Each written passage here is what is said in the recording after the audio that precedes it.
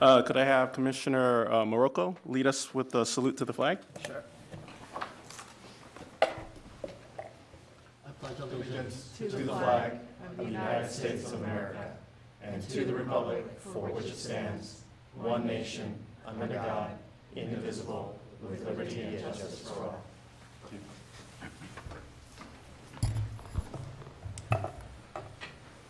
All right, item number 2, approval of order of agenda.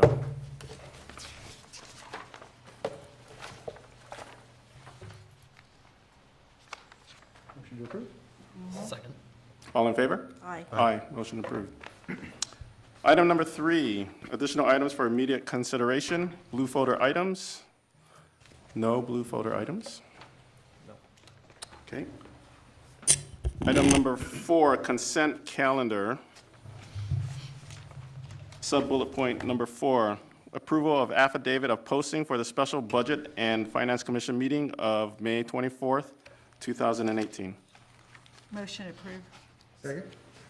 All in favor? Aye. All opposed? Motion passes. Item number 5, approval of following minutes of regular meeting of March 8, 2018. Motion to approve. Second. All in favor? Aye. Aye. All opposed? Motion passes. Item number 5, excluded consent calendar. Nothing. Item number 6, public participation of non-agenda items. This is the time for any audience participation for any non-agenda item. Do I have any participation? None. Moving on to item number 7, old business. No old business. Oh, I just had I had a note from our March 8th meeting that we would get the detail on any state regulations on how the revenues are reported in the harbor enterprise funds. We are still waiting for information on that from our city attorney's office. Okay. Any idea about when? I keep thinking it's going to be the next month, but I don't have a date. Okay, all right, thank you. Okay, new business, item number 8.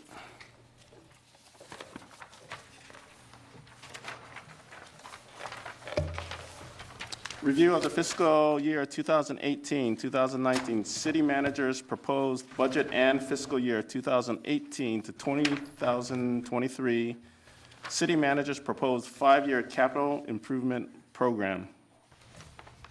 Joe? Sure. Good evening, commissioners, members of the public. Pursuant to the budget calendar that was adopted by the council earlier this year, this is the first of several public reviews of the proposed budget. Each of you should have gotten a copy of both the operating budget and the capital budget. Shortly after it was made public and released, we got it out about 8 days earlier than we have in the past. So it came out May 8th as opposed to the charter date of May 16th. So tonight we have a PowerPoint presentation going to kind of hit the highlights of both the operating and the capital budget. We will be in front of the City Council on June 6th for the first public hearing. Those public hearings will continue June 12th and then June 19th, at which time we anticipate the budget will be adopted prior to the July 1 start of the fiscal year. So I'm going to cover the first few slides, and then you'll hear from Mr. Wazanski, Assistant City Manager, and Marnie Ruland, who's our Finance Director. So we always start with kind of a brief definition of what the budget process is.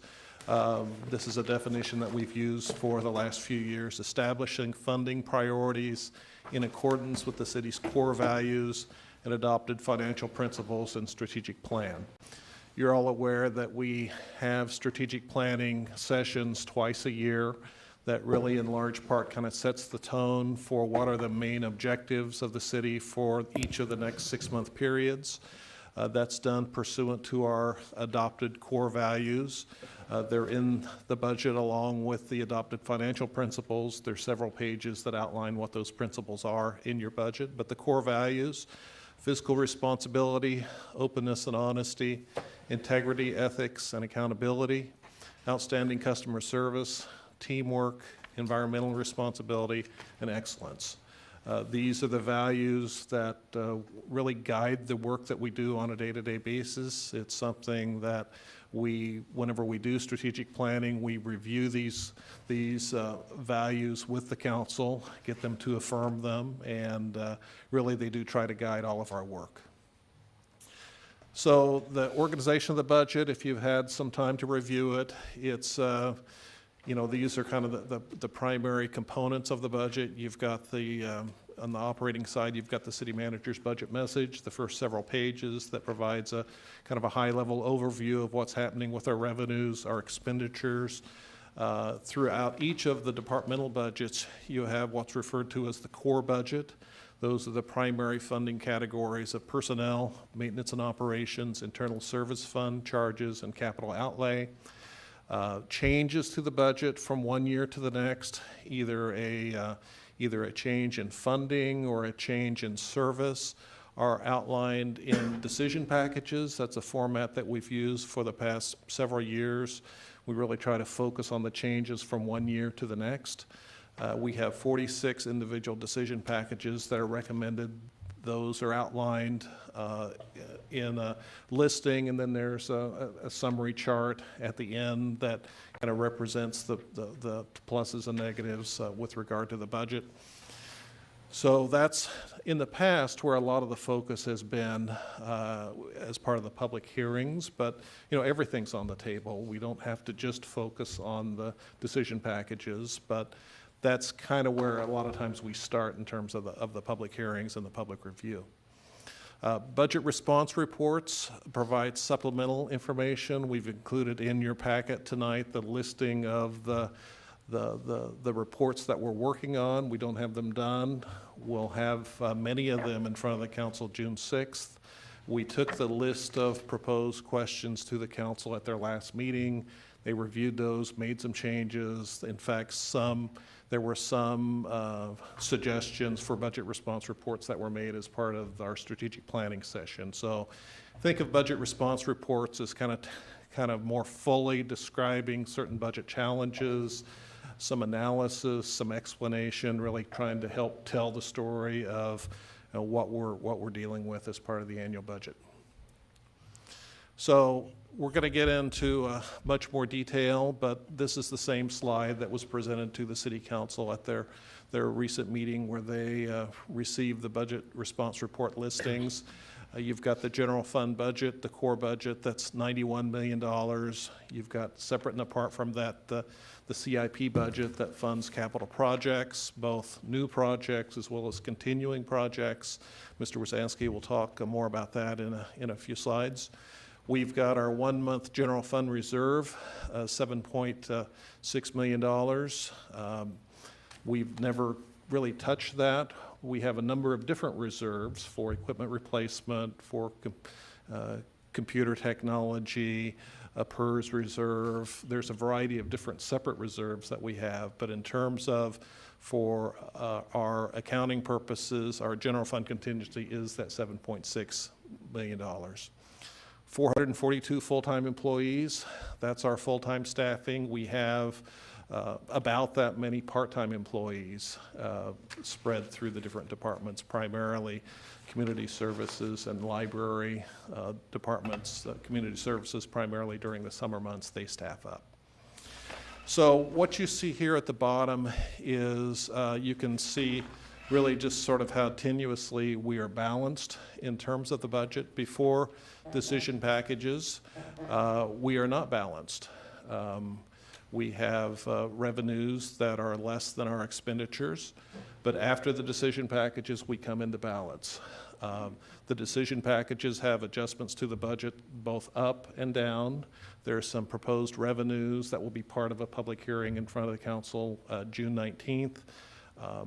There are positions that we are deleting as part of this budget. There's positions that we're holding open. There's reductions to the budget. So it's probably the tightest, well, not probably, it is the tightest budget that the city's had in a number of years. So we are kind of balanced to the dollar with all of those decision packages adopted. So in terms of the budget message, I won't go into a lot of detail on that, but one of the themes of the message is that we've got a convergence of a couple of realities. One is that we've got limited revenue growth in terms of our revenues increasing. We're not seeing major increases in property tax, sales tax, TOT, as we're recommending it be held constant, not going up at all. Why is that? It's because, unlike in some past years, we don't have any new hotels coming online in the coming fiscal year. We don't have any new development that's going to generate significant sales tax in the coming year. We are projecting a slight increase in property tax based on recommendations from our separate consultant that helps advise us, HDL. They're kind of the premier both property tax and sales tax consultant that cities use. So you will see some increase both in terms of property tax as well as sales tax in this budget. So the other reality that we're dealing with are higher pension costs, higher liability costs, and higher workers' compensation costs. We addressed really two of those three things at mid-year when we were in front of the council. We made significant mid-year adjustments dealing with higher liability and workers' comp costs. Those are not one-time adjustments to the budget, but ongoing adjustments to the budget. So we have those continuing higher costs reflected in the budget before you going forward for 18-19. But what's new is accounting for the higher pension costs, and we'll get into that a little bit more. But we've got $2 million more of higher pension costs compared to the prior year. This isn't a result of an increase in benefits. It's not a result of people being granted benefits different or increased from what they have now or being driven by wage increases. It's just the ongoing cost increases that we're dealing with from PERS. Those rates are set by the Public Employees Retirement System that we're part of.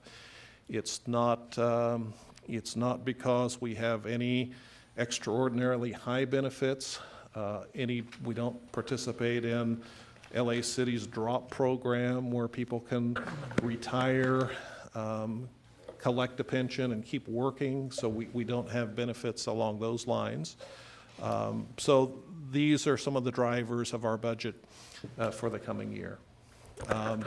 If I could step in for a second, Sure. Keeping this at the 30,000-foot level before we dive into the detail. My fourth year on the commission, I think the briefing would be the same every year. Limited growth in revenue, $1 million increase in workers' comp liability, and multi-million-dollar increase in pension costs. That probably we could go back, and it's the same thing in every briefing for the past 4 years. So now, keeping it at the top level, what are we doing to look forward and through internal resources or the use of, and perhaps we can't, hire an actuary to gaze into the crystal ball of CalPERS and figure out what, not the end game is, but what's our 3 and our 5 year strategy? Because at this pace, our costs are going to be $100 million in 3 years, and our revenues will still be $92 million. So what happens in 3 years? So that is one of the budget response reports that we do. We don't just look 1 year ahead. We look several years ahead, and that's based on projections from PERS. We also have our own separate analysis that we do. The PERS numbers that we get in future years are projections. They take into account the age of our workforce, the anticipated yield on their returns, the overall state of the economy. That's the best available information. So what we have done in recent years is begin setting aside money in a separate PERS reserve. That's something that we've done for the past several years. So we haven't just been sitting on our hands. We've been proactively trying to plan for this. It's not a surprise. But it's not going to end either. So, and by the way, I understand that, you can't control what PERS is charging you or the climate in which the workers' comp claims continue to escalate. But, you know, as far as responsibility from the city's point of view, you know, we have a reserve. How long is that going to last? Well, the reserve will last as long as it lasts. we don't rate it. We've got the least amount that we're taking out of that reserve in the coming year. There's been years past where we've taken 2 and 3 times the amount that we're taking out of the reserve. This year, it's $275,000 that we're taking out of that $6+ million reserve. So, you know, this is all in part driven by the number of full-time employees that we have. We do rely heavily on part-time employees to complete work. The most controllable costs that the city has are the number of employees that we have. So we do look at what services we provide with our own employees, what services we contract out, what services maybe don't need to be provided, because at a certain point, you know, we've done, I think, a good job of keeping the level of service high and managing these costs.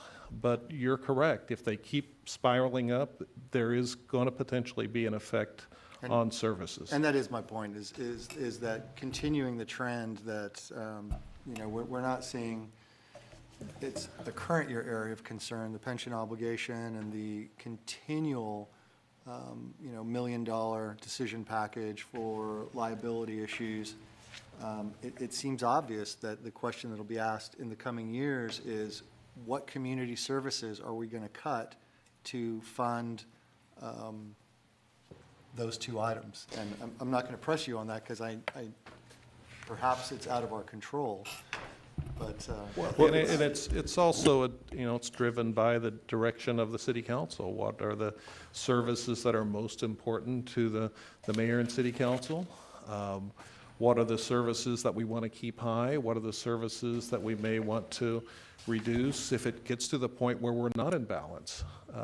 I mean, we are in balance with the presentation of this budget, but yeah, I appreciate the comments and the observation, because yes, without some either new revenue sources or expenditure reductions or modifications, I mean, something's going to have to change in order for us to be in balance in future years. And we can and we will go over the budget line by line and wonder where we can cut $50,000. But you know, what we saw in 2 meetings ago is we've got an increase for the year of $150,000 in revenues and a couple $1 million in pension increases and $1 million in liabilities increases. And it's just dwarfing everything else. And Commissioner, you said you had a comment? I was going to add, if I could, one point to this conversation. I think one of the things you don't see in this budget is a recommendation for additional funding for cost of living adjustments. So I think to your original question, one of the strategies that we have to use, because it really comes down to affordability, is basically diverting whatever little revenue growth we have that used to be used to increase salaries for our employees, now is being diverted to benefits. And when you look at a $2 million or $1.9 million benefit increase effectively, not that the benefits have grown, as Joe mentioned, but our costs have, that becomes the trade-off. So it may be that for several years, we're not able to afford cost of living adjustments, and because what would otherwise be a cost of living adjustment is being provided to the employees through assurance that our pension obligations are being met. So that candidly is a strategy we really don't have much of a choice but to deploy, because we have those commitments. And I appreciate the answers, and obviously I don't hold the 2 of you personally accountable for this. It is a state and a nationwide problem. But I don't want to say, okay, we're balancing this budget on, you know, the edge of a dime and saying, we made it, because that's not the case. It's the, you know, it's the near term that's really going to be more difficult. I would suggest that there is another line of resource to explore when you're addressing personnel costs. And since we're talking about it, I'll just bring it up now, and that is automation. And that is like things like we did last year, where we created the leasing software in the waterfront. There are companies out there, out-of-the-box solutions, where, for example, you've got, what was it? You could use outside vendors for plan check, but an automated planning system. And there are companies out there that provide that, which helps you reduce the time and effort for people coming down to City Hall in order to apply for a permit when you have a system that you can plan out for through ISF technology charges and eliminate or make more efficient your counter people in the planning department, for example, or the community services for people to have permits for barbecues or new permits for their homes and building construction and things like that. And there are systems like that. Palo Alto, California uses one. Palo Alto, 64,000 people, about the same size as us. So I would suggest that that is another line of resource when we're addressing these personnel issues, in addition to one that you mentioned, Joe, which are all good. And I'll address that later, but I just wanted to mention it now while we were talking about it. Yeah, final comment on this slide is that we've touched on some of the areas of concern. I would be remiss if I didn't touch on some of our positive accomplishments. You know, we were reviewed by the LA County Grand Jury along with all 88 cities in LA County. You don't have to take my word for it that the city has good financial practices. We were ranked #1 out of 88 cities for our having the best financial practices. You know, that's a pretty significant accomplishment and something we're very proud of. And you know, it's much better to be #1 than to be number 88. So if anyone thinks that we have anything in common with the cities that make the paper for bad reasons, for financial purposes, that's not us. And I don't want to trash any other cities, but I think we all know the cities that have gotten themselves in trouble with improper accounting and financial practices. That's not us. So we're ranked #1 by LA County Grand Jury. We had a significant change to our budget in the last year in that we switched risk pools. We left the Independent Cities Risk Management Authority and joined the the State Association of Counties risk pool with significant savings to the city's budget, along with switching from standalone health insurance and moving into CalPERS Health. Both of those, you're seeing savings in the budget because of those two actions. So next slide. I think at this point I'm going to turn it over to Marnie. And this is just a glimpse at our revenue picture for 18-19, with general fund revenues up 2.1% or about 1.9 million. The largest increase comes from property tax, up 3.9%. Our TOT, with the no new hotels coming online, remains flat. Our UUT is one of those that we're actually seeing a decrease in that revenue source.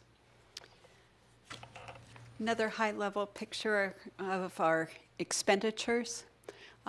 Personnel costs are increasing by 3.9%.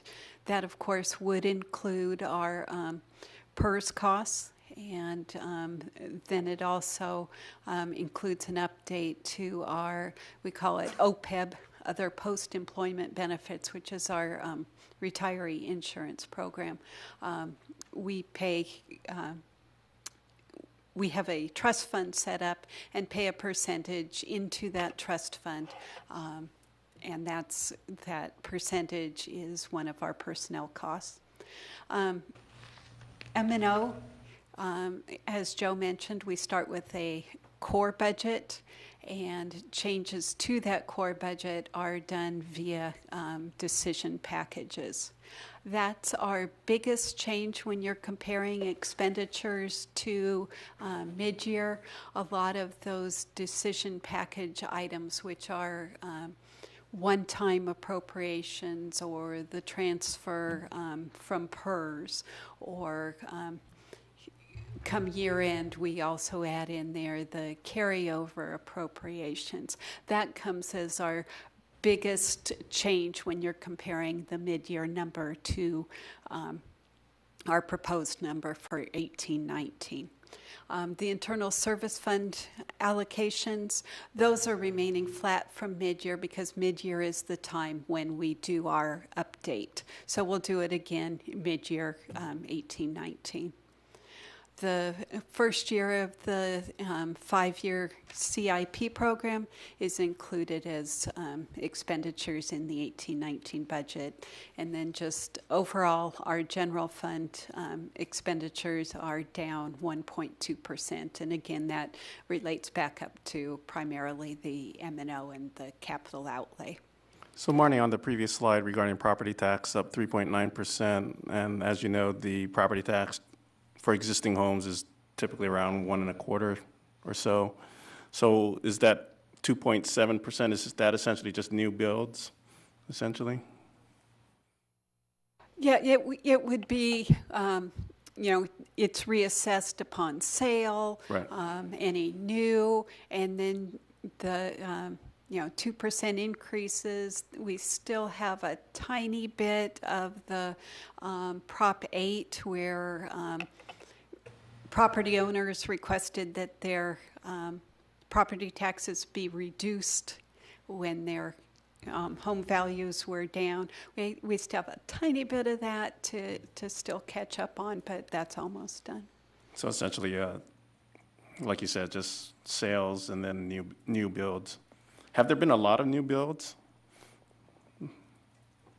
Not a lot of new builds, but I think more, I can't remember our exact net unit count. Aaron just had this material presented. I think it's around maybe 100 new units in the community, as I recall, give or take a few. But more, I think, more present is our conversions on resale. We have maybe a longtime homeowner, been in the property for 40, 50 years, decides to downsize or move on to assistive care or the like, and what was a property assessment of appraised value of $150,000 all of a sudden is appraised at $1.5 million or something along those lines, and that new homeowner is paying a much larger property tax bill. So, although difficult for the new homeowner, something we certainly benefit from a city revenue standpoint. Thank you. So Marnie, on the other post-retirement benefits, is CalPERS is strictly retirement, or is that health as well? That's strictly retirement. The post-employment benefits beyond that would be we do have in our benefit structure retirement health if you've worked for the organization for a number of years that lasts or runs through medical, Medicaid and 65. through that age 65. So if you have a firefighter that might depart the city at 50 or 55, we're picking up a portion of their premium cost for approximately 10 years. So that benefit is ultimately one of a few that are in that category. Okay, thank you.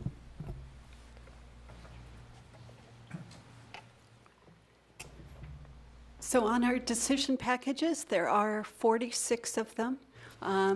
In your budget document, they follow the budget message.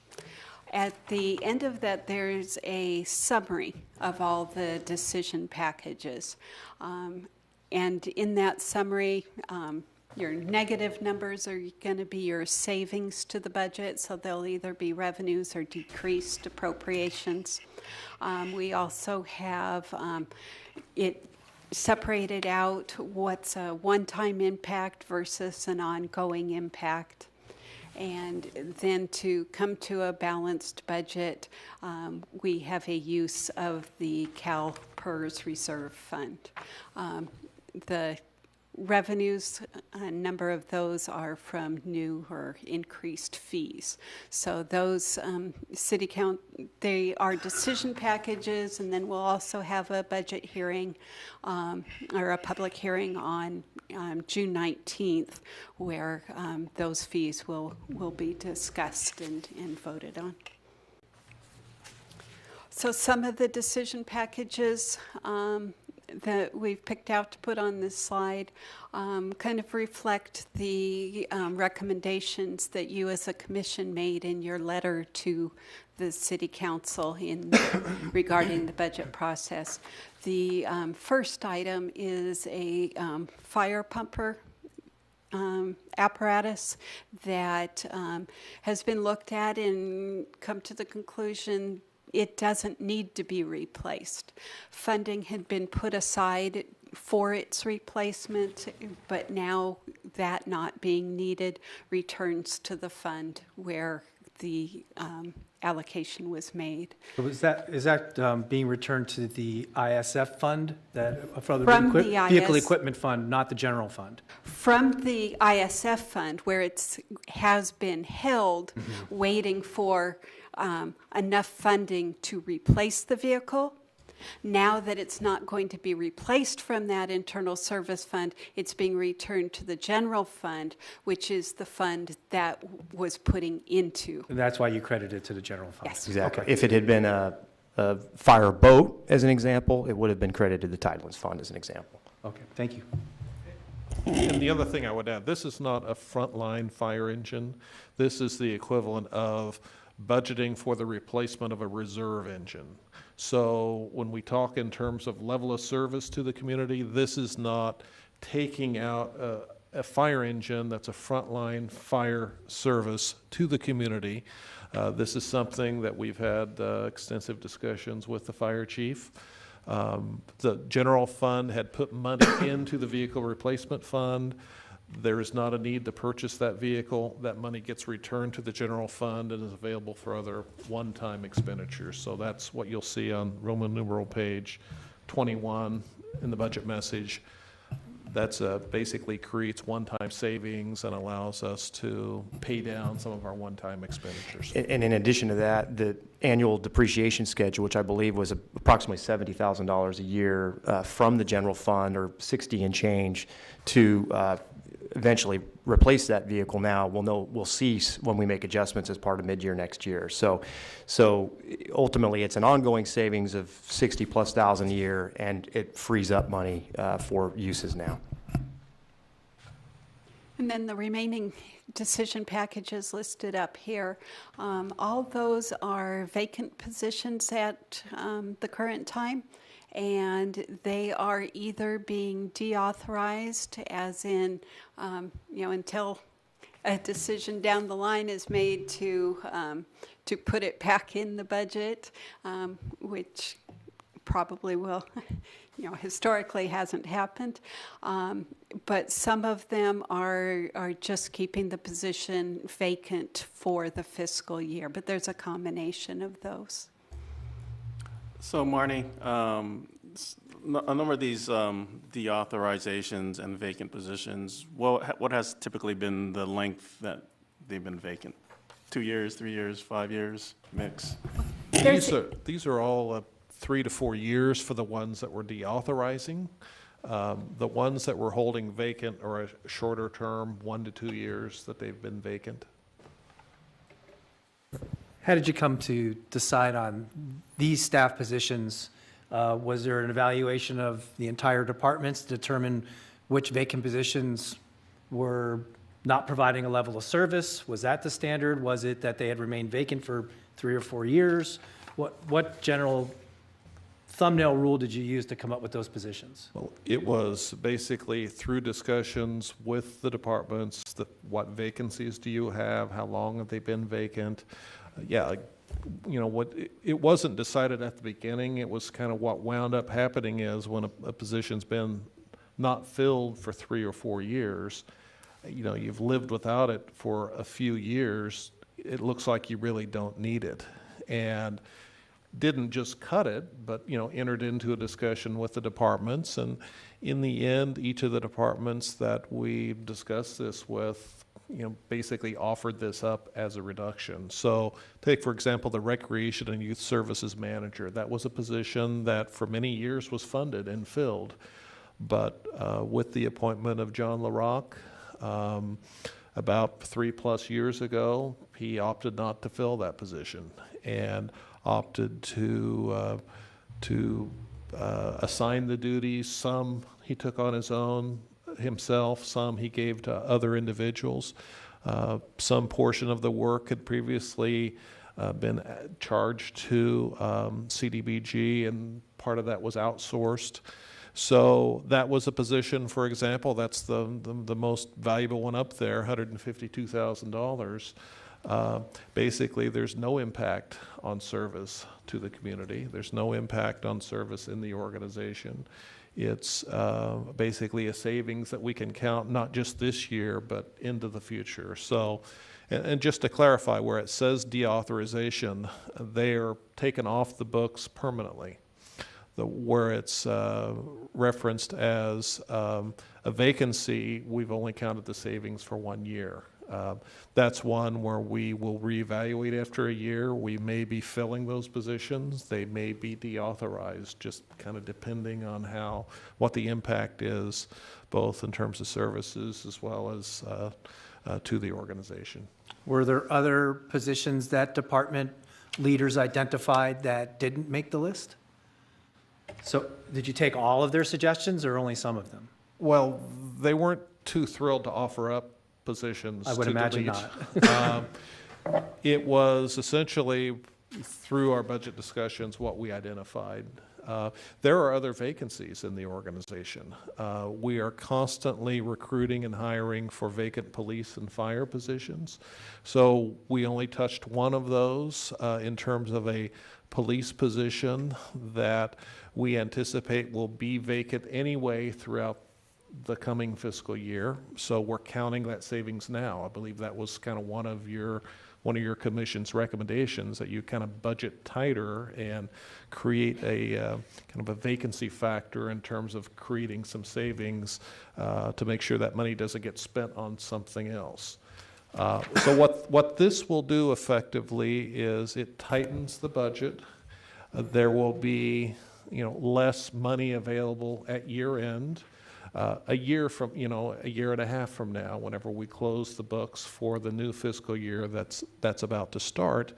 And so, one of the things that we'll evaluate as we do the year end for this coming fiscal year, which happens around December, is we will see what kind of savings that we have in terms of positions not being filled, revenues coming in compared to budget. Typically, we have an excess. I mean, you saw that at mid-year where there were allocations made by council towards projects primarily, or to put more money into the PERS reserve. So, after the budget's adopted, that's sort of the next major budget review that happens, which is at year end. So we really appreciate the hard work on you and your staff, Mike and Marnie, and, taking our recommendations earlier, the last 12 months or so. And I know those are not easy discussions, and we really appreciate, the input from us and in terms of tightening the budget. And so that we can be number one in terms of that review, right? Second that. Thank you. The other thing, too, is with respect to the positions, is that the total number of all vacant and deauthorized positions total, or are there more than that? A few more on the list. There's other vacant positions in the organization, but these are the only ones that we're purposefully holding open in order to create savings or deauthorizing. And the police officer, number Yeah, we're 36. we're Number missing, 36, the police officer is 178,000. which is a Tidelands savings, which Oh, yeah. these it's are, not I think up these there. affect the general fund, the Tidelands position. That looks really good. Appreciate it. Sure. Budget response reports are coming. You have a list in your packet of those that are. There are 36 of them. A few of them are the CalPERS rate increases that we already talked about that will be coming, and give a look out into the future on where those will be, where the CalPERS reserve fund balance will be. Some others are the Street Landscaping and Lighting District General Fund Subsidy. As you look at summaries, that's the transfer out from the general fund. So that's at about $1 million most every year. So it's a significant hit to the general fund. Your input, typically it's done as the minutes from this meeting will be included with a budget response report. I'm sure that one won't be June 5th because of the timing, but it will come during the budget process, so they'll be able to see that. And then we have some others that have been identified by council that they'd like to see. Okay, I think this might be my slide. We gave a more extensive presentation last month to the Public Works Commission, and in general, it's a fairly healthy year for the CIP. I'm not so sure I'd be as optimistic about next year's level of funding as the city manager mentioned. We don't expect to have quite as much in the form of savings at year end that would normally be deployed in the future CIP. But this year we're still pretty healthy given the council's actions at prior year end and some of the more recent transportation sources that have come online at the state and regional level. In general, the proposed 18-19 CIP includes 84 total projects, and as Joe mentioned, almost $56 million in total funding. In terms of specific appropriations this year, an additional $13 million is recommended, and that's for a combination of projects that have been in the plan for some time, as well as 12 new projects to the plan. From a highlight perspective, I won't go through all of them in great detail, but you can see our biggest chunk of money is in the form of street improvements. This has been a major priority for the council. At year end, they set aside a significant chunk of money for traffic calming and some additional residential resurfacing. As I mentioned, we've seen new Measure M, SB1 funds, some additional gas tax monies come our way to allow for additional street efforts. We've been very successful in pursuing Regional Measure R funds on a competitive level. Big credit to Ted and his company and crew for being successful in accruing those funds. And really, for us, that's been our focus for some time. Streets and core infrastructure are really a priority for this community, for the prior city councils, as well as the one that we've had here in the last couple of years. Drainage project, that's unfortunately, you'll see later in the slide, that's the biggest chunk of money out of our general discretionary funds this year, $850,000. That's part of a two-payment program to contribute towards a regional project that's being constructed in Hermosa Beach near the Greenbelt. Has to do with infiltrating and diverting stormwater runoff through the Redondo Street storm drain, which has been problematic over the years from a water quality standpoint. It's a conglomerate effort, LA County, City of Hermosa Beach, City of Torrance, as well as the City of Redondo Beach. Our share of that project is about $1.7 million in total construction funding. This would be the first of two payments. Why I mention it as a challenge is we don't have a dedicated source of revenue for what we call our enhanced watershed management program projects, or our municipal stormwater permit requirements. And that is unfortunately going to drain or utilize most of our discretionary funds for the foreseeable future until we can identify an external source of funds. We are aware of that the county is pursuing a stormwater fee that would ultimately be a partial assessment that might help contribute dedicated funds for these efforts into the future. But until any type of funding comes along, we're going to be struggling to meet what is estimated to be about a $20 million obligation over the next 10 years for our MS4 requirements. So keep that in the back of your mind. Again, highlights on the street surfacing side. We've got new funds for Beryl Street improvements between Flagler and Prospect, much needed. We've got funding for Englewood Avenue resurfacing.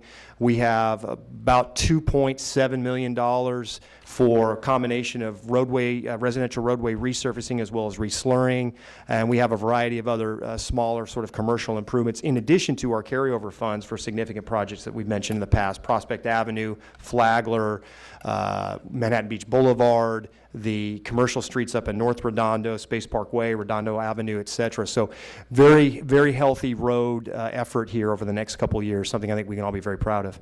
Question? Mike, is there an interface for the Kingsdale widening with the transit center? There's additional funding through Regional Measure R. We were able to grab this year about $1 million for some of those efforts.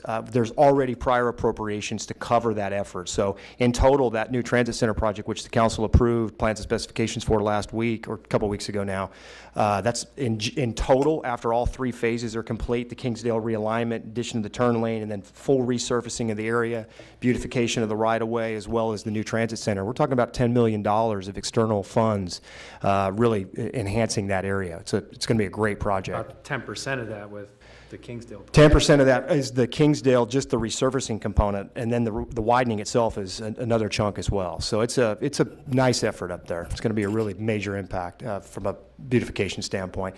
On the waterfront side, big chunk of this money is really the next phase of parking structure repair. We've had some good success with that this fiscal year. We'll need to fund and then plan for next phase of plans and specifications. Park projects, probably the largest chunk of that money is for Dominguez Park, which is, as many of you know, due for a significant rehabilitation. We already have funding in the CIP for Veterans Park, which is another big project that's long overdue. So those two will be happening in the upcoming months. Dominguez will take some time to design and then build, but Veterans should be constructed here in the next few months, which will be nice, or at least shovels in the ground. And then on the public facility side, a couple of different projects there. We have been stockpiling PEG fees, which are restricted to sort of council chamber video broadcasting, sort of chamber improvements. So this place is going to get a facelift in the next year. So a good portion of those PEG funds, which can't be used on anything else, unfortunately, but will be nice to help us enhance this facility, both from an audiovisual standpoint as well as a technical standpoint. Our IT in here is pretty tired and use a refresh. Can I ask a quick question? What is the PEG fees? What is that? It's basically a public access fee that is paid for by different cable operators. So under state charter, they have to set aside fees that go to municipal governments. We accrue those funds. We have very limited ability to use them. It's always a source of frustration, but we now do have a project coming online that can tap that pot. So we're excited about that. So in case you're wondering, PEG stands for Public Access, Education, and Government Programming. So it's used PEG for short. So an eligible use of those funds to do upgrades to this facility, including the audio video, is because it's government video production, you know, that passes the test in terms of the use for those funds. That's what a lot of cities do with those funds. $8 a month on my bill. Right. It's about all we can do with them.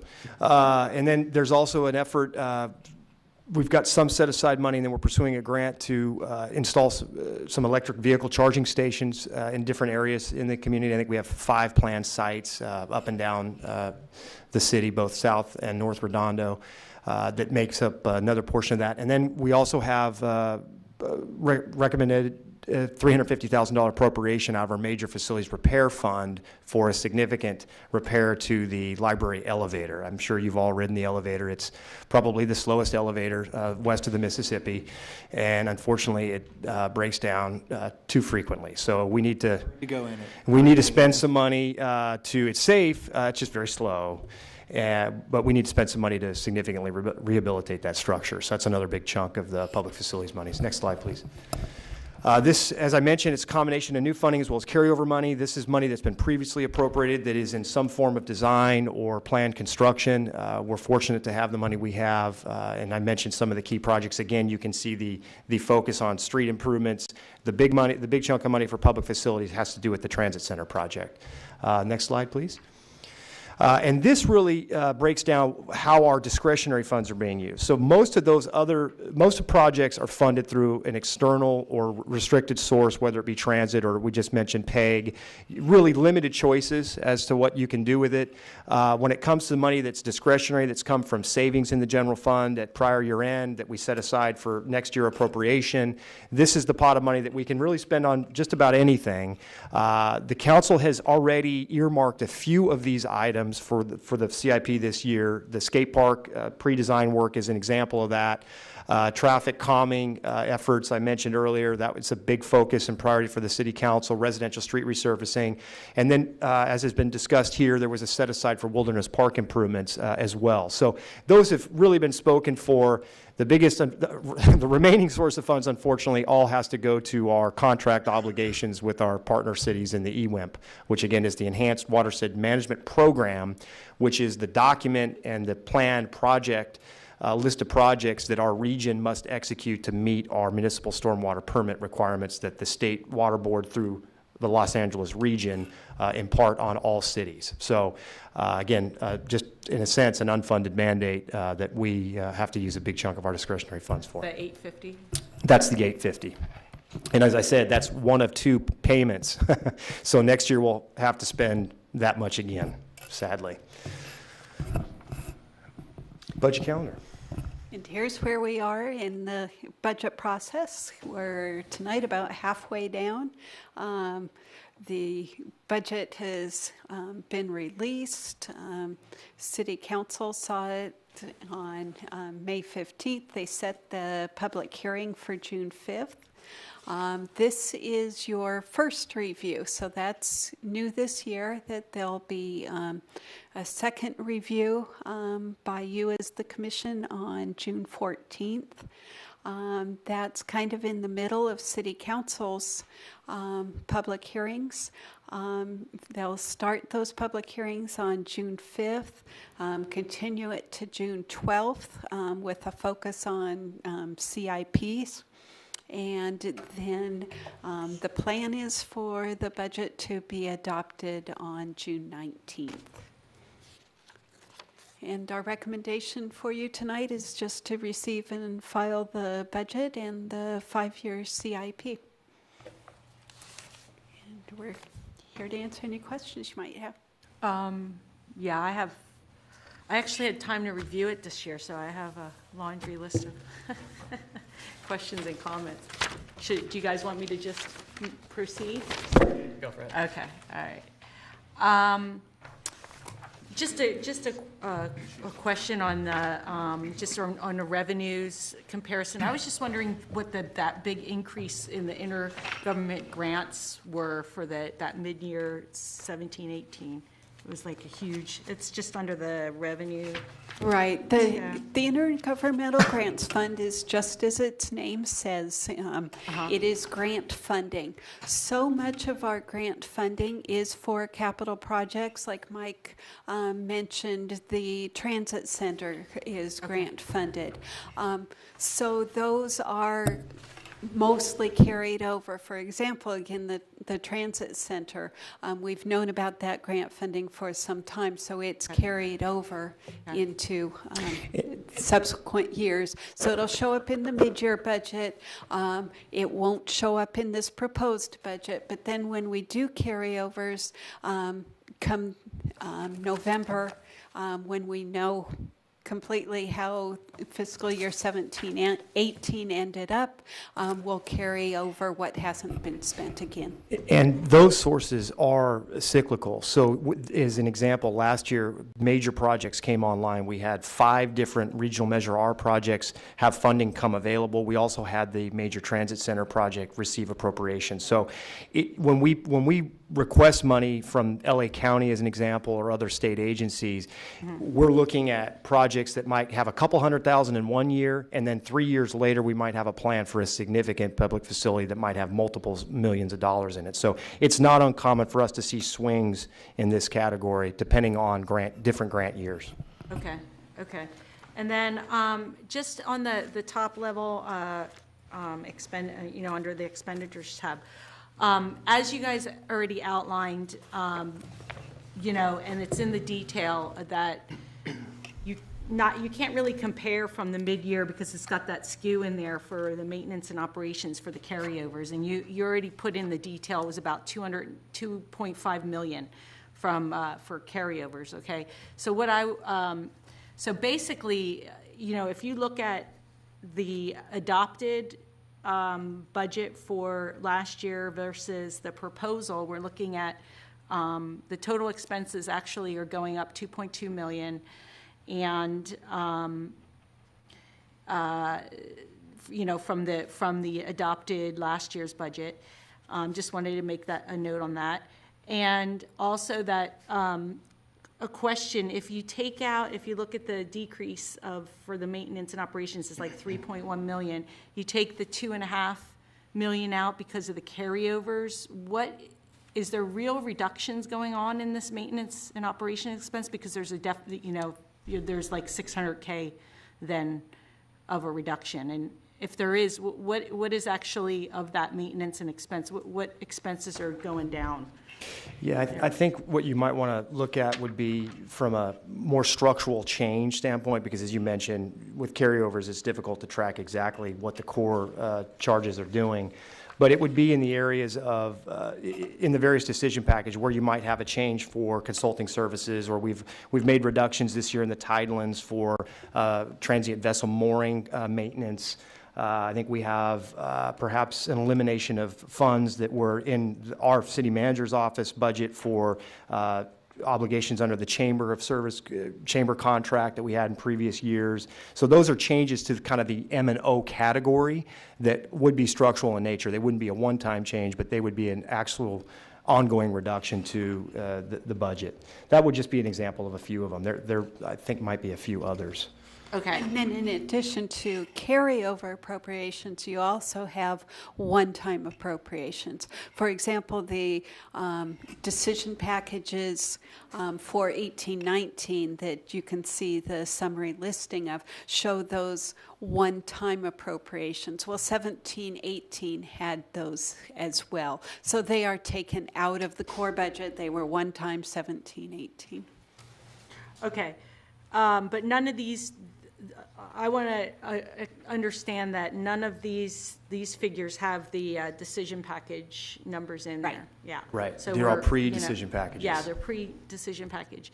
So, again, so if we just take out this mid-year, we compare 17-18 adopted, we're looking at our expenses are going up 2.2 million from that. And so also, okay, so my next question is,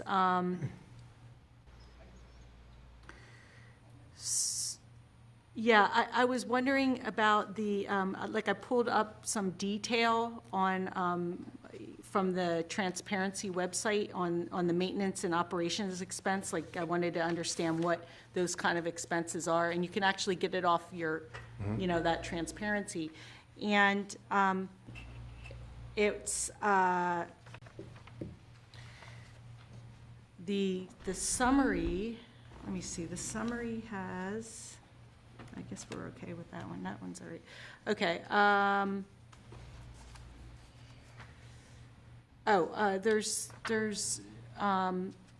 was looking at the ISF allocation. I had a question about the detail on ISF allocation line item.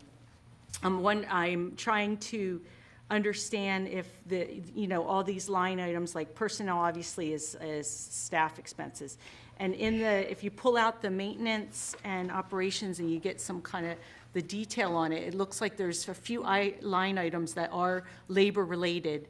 So I guess what I'm trying to do is I'm trying to get the total percentage of labor-related expenses to the total budget, okay? Because you guys have here that, personnel is 65%. But in effect, there is, some expenses within these other line items that are labor-related. Like in maintenance and operations, we've got the contracts and professional services, and we've got attorney fees. So they're the outsourced, labor Right. items and things like that. So if I looked at that, that was adding another 3 million, so like about 3 million out of the maintenance and operations is line item is labor related.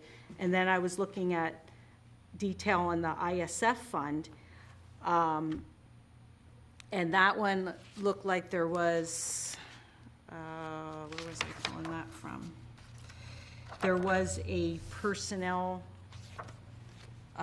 expense item, oh, here it is.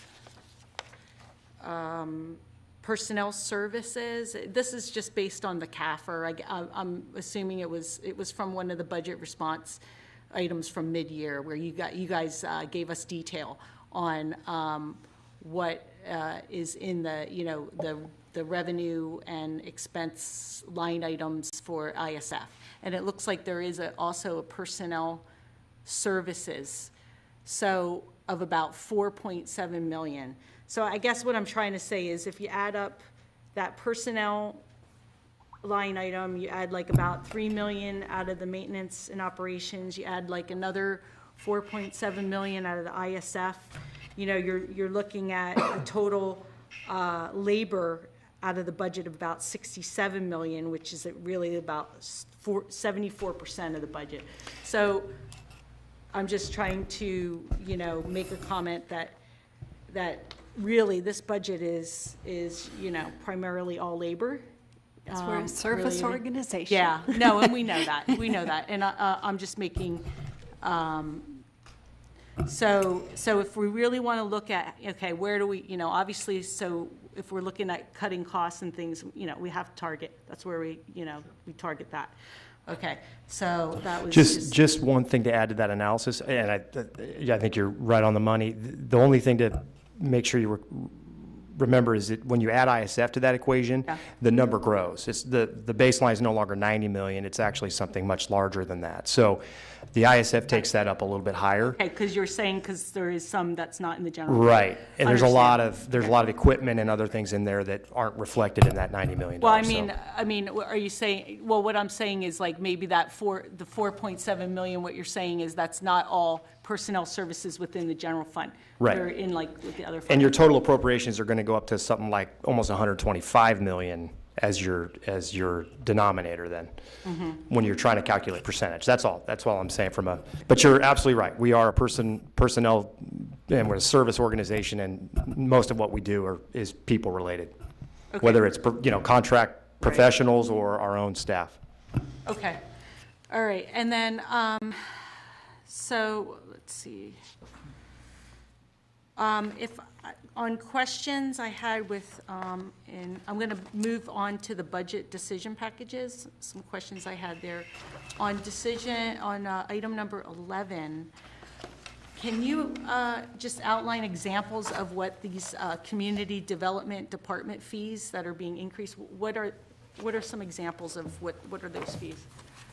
If you come in for plan check services, you come in to pull a permit for encroachment review, these fees are meant to be cost recovery for our organization, so we're not subsidizing that activity. If a developer's here to have us analyze a 2-unit project or a 15-unit project, we are collecting fees that are commensurate with our charges, and we periodically increase these to make sure we fully recover our costs. Like permit fees? Exactly. Okay. Yeah, All right. permit and inspection. Permit and what? Inspection, like building inspection. Okay, all right, thank you. I just wanted to clarify that. Commissioner Esser, if you don't mind, if we could just have Commissioner Solomon. We'll get back. I know you have a lot of questions. Sure. Commissioner Solomon. Oh, I have a lot of questions. Thank you. So I want to. Well, can I just finish up on my decision? Go ahead. Oh, sure. Packaging Sure. questions, and then I'll relate to him, Sure. and then if we and then I also have some questions about the department-specific budgets as well. Sure, Okay. please continue. Okay, sorry, okay. All right, so just looking at the decision packages number 24, 27, and 38, you're looking at those are the, just to summarize real quick, those are the uniforms for the fire department, the emergency communication equipment replacement, and the IT equipment replacement. And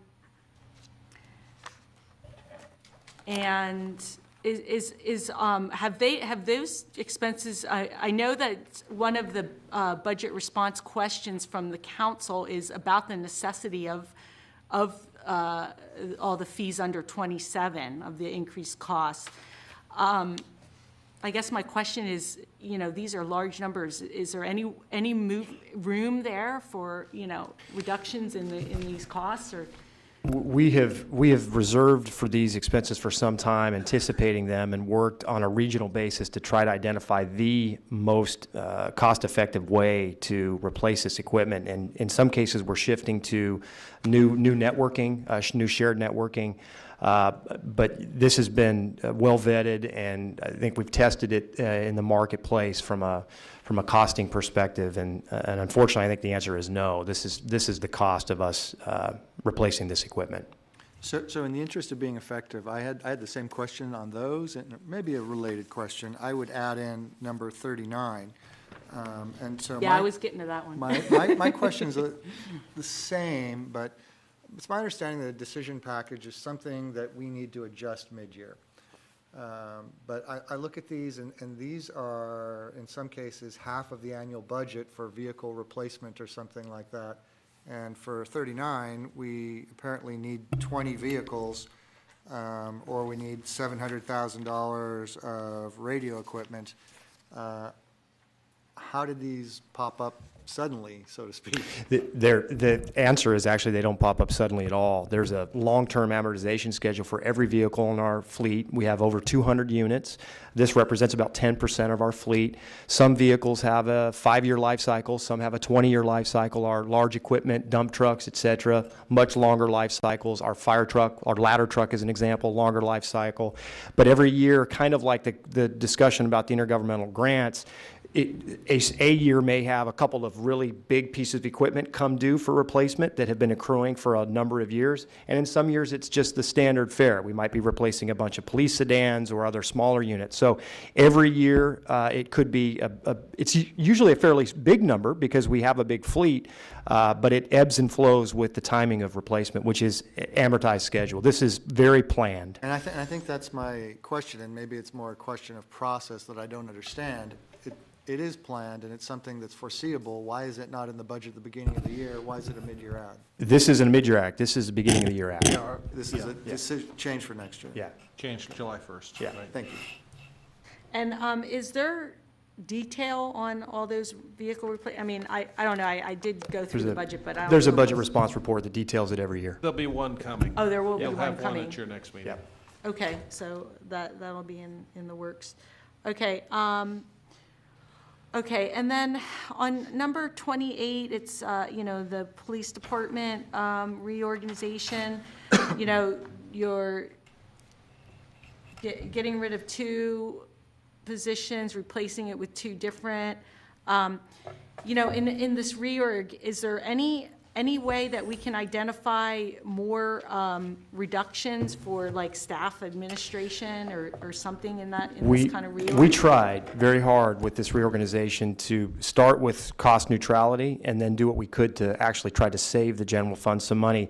This could have very easily been a cost increase, candidly, due to state mandates associated with how we have to manage folks that are currently being held in our jail. Has to do with male and female requirements, supervisory requirements, safety requirements. You can't have an individual attend folks that are being held. You have to have at least one other member there available to support. So this candidly could have easily been a couple $100,000 increase to the budget, but we worked very close with the chief to try to figure out a cost neutral, and we were able to come away with some savings way to meet these new unfunded mandates. Okay. And we also, that's one of the budget response reports. We go into some detail about what specifically is recommended and why. So that's another detailed report that you'll get at your next meeting. Okay.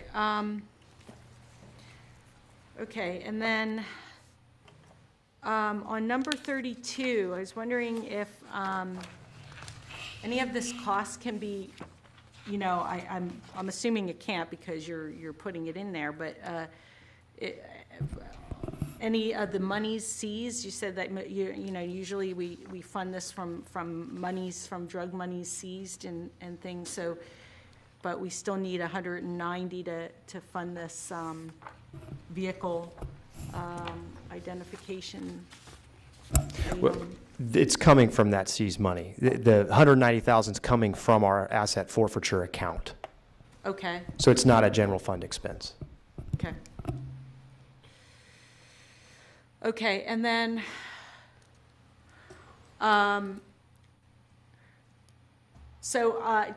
Just looking at all the, if you add up, all the ups and the downs from the decision packages, you're looking at, total expenses. I mean, I know this is not just general fund, it's overall, but we're just looking at overall expenses here. All these decision packages are going to increase expenses by like $2,572,000. Revenues are going to go up 17,000.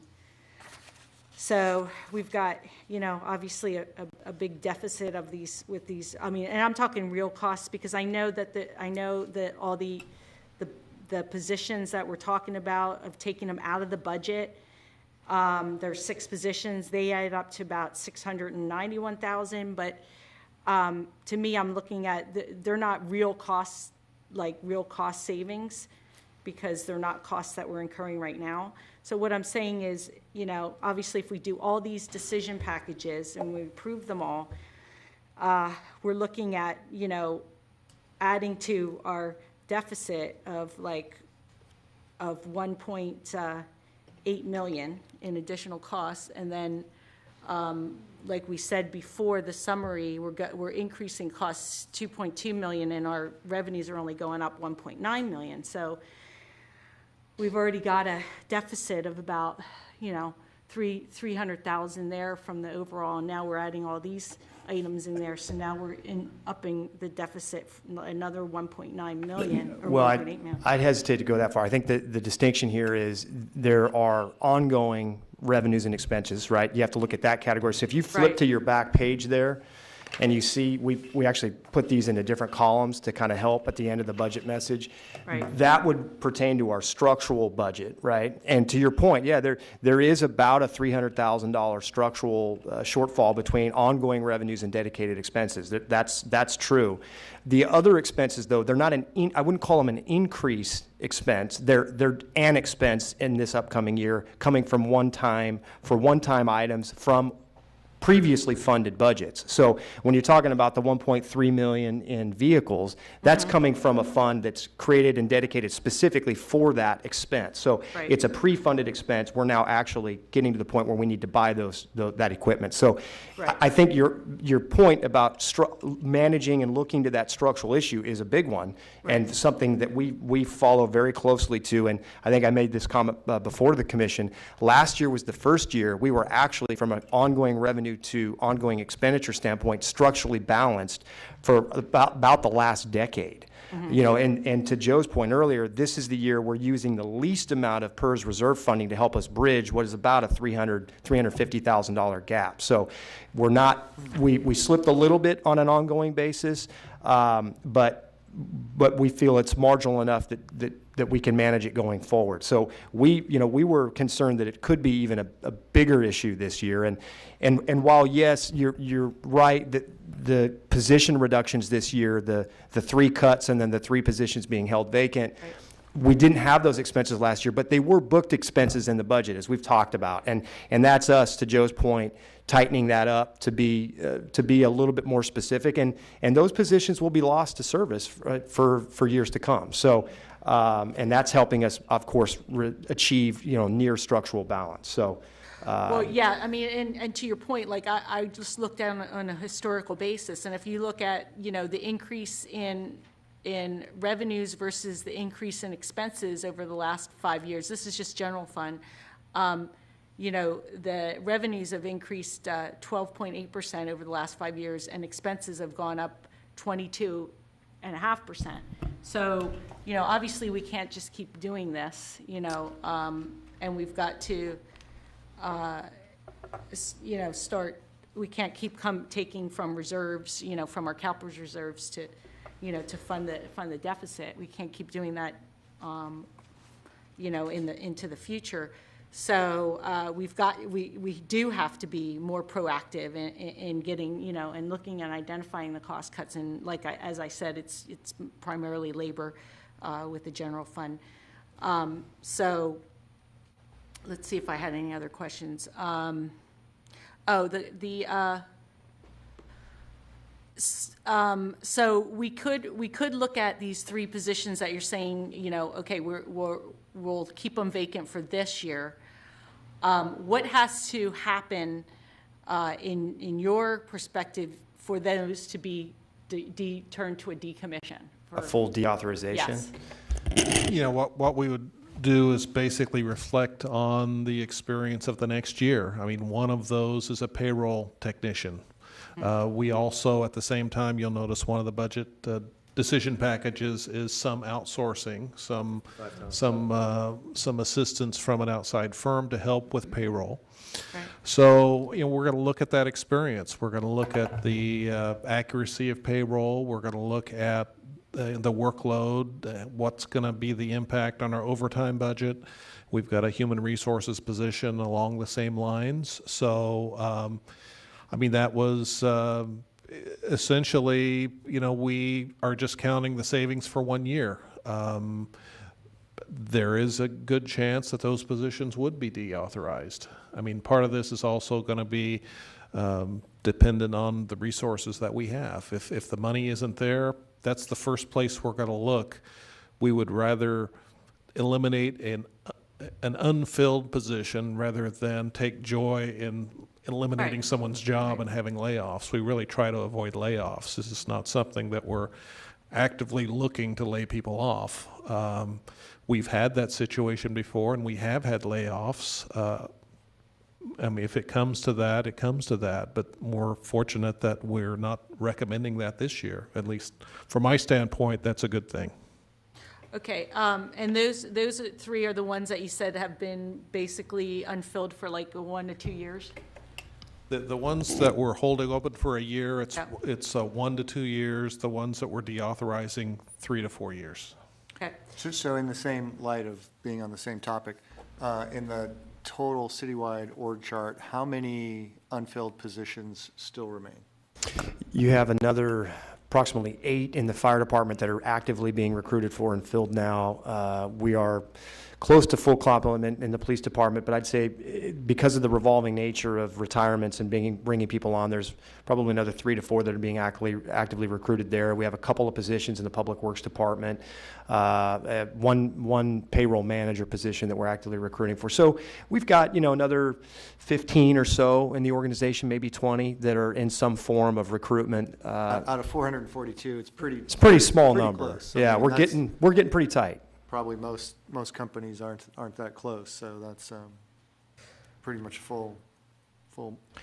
And to the city manager's point, you know, these 3, so, you know, 3 are coming off the books permanently, 3 are now being held vacant. As Joe said, those are the first, if we need that structural savings on an ongoing basis rather than one time, those are the first 3 that likely get looked at next fiscal year. You know, we can hope for maybe some additional revenue to maybe offset it, but I think as we've all said up here, you know, with PERS obligations in the future, it's gonna be a belt-tightening few years, to say the least.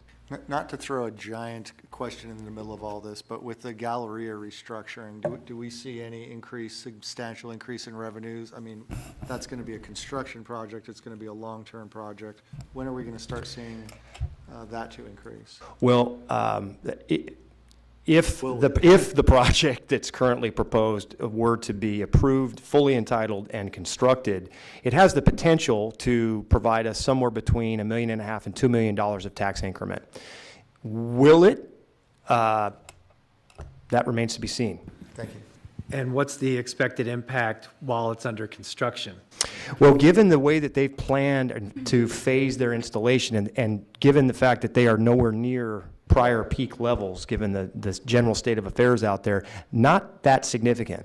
They plan to build, if you look at their program, and again, this is still, who knows, but they plan to build on the east side first and leave the mall as operable as possible through the course of that first phase of construction, and then they would do renovations to the interior of the mall as a secondary phase. So I think it would be quite some time before we'd see full tax increment, but I think they'd probably hold the line fairly closely over the course of construction.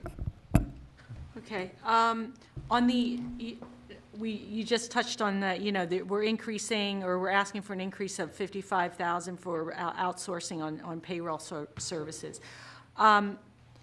shouldn't there be a corresponding like reduction in staff and since we are outsourcing those services? Again, another reason as to looking at decommissioning number 34, the financial services payroll tech position. Yeah, so this is what we're doing on a one-year basis. So this is kind of on a trial basis. We're holding a position open, we're doing some outsourcing. That's basically what we're gonna look at over the course of the next several months. And we may be back and making this a permanent adjustment to the budget. Okay. So other than this unfilled position, though, is there any overtime, any other expenses that we could, or there's some kind of reduction that can happen with outsourcing of this, of the payroll? That vacant number is a fully loaded Yeah. cost. No. It includes the salary and the benefits and No, I all understand, that that's being, not used this year in the general fund expenses. Right. And instead, this contract amount. Most of our finance department that works on payroll, with the exception of the one technician that remains versus the one that's being held, so we had two technicians, those positions are management positions, they're not paid overtime. Okay. All right. So what you're basically saying is whoever's doing the work now that's going to be outsourced is not getting paid for it Right. because It's they being don't get absorbed, yes. Okay, all right. Okay, all right, and then, okay, so that's what I have for decision. So if somebody else wants to start asking their questions and then. Commissioner Solomon? I'll just chime in that if Barney's getting the payroll done with one person, I will applaud her for that, outsourced or not. Something. Thank you, Mr. Chairman. Thank you, staff, for the presentation. To amplify what I mentioned a little bit earlier, so you had Manhattan Beach save themselves $700,000 by implementing an automated system for some of their plan checks.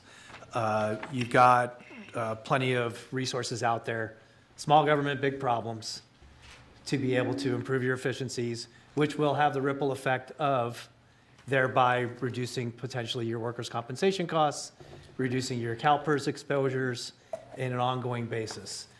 You said you don't want to lay people off, but as those positions become vacant with automation, you can fill those holes without a reduction in a level of service for residents. In fact, it might improve a level of service for residents by allowing them to off-site access those services, which I don't know if we really fully implement right now. We're on the path to implementation, online permitting and the like, and that very well may lead to what you're describing.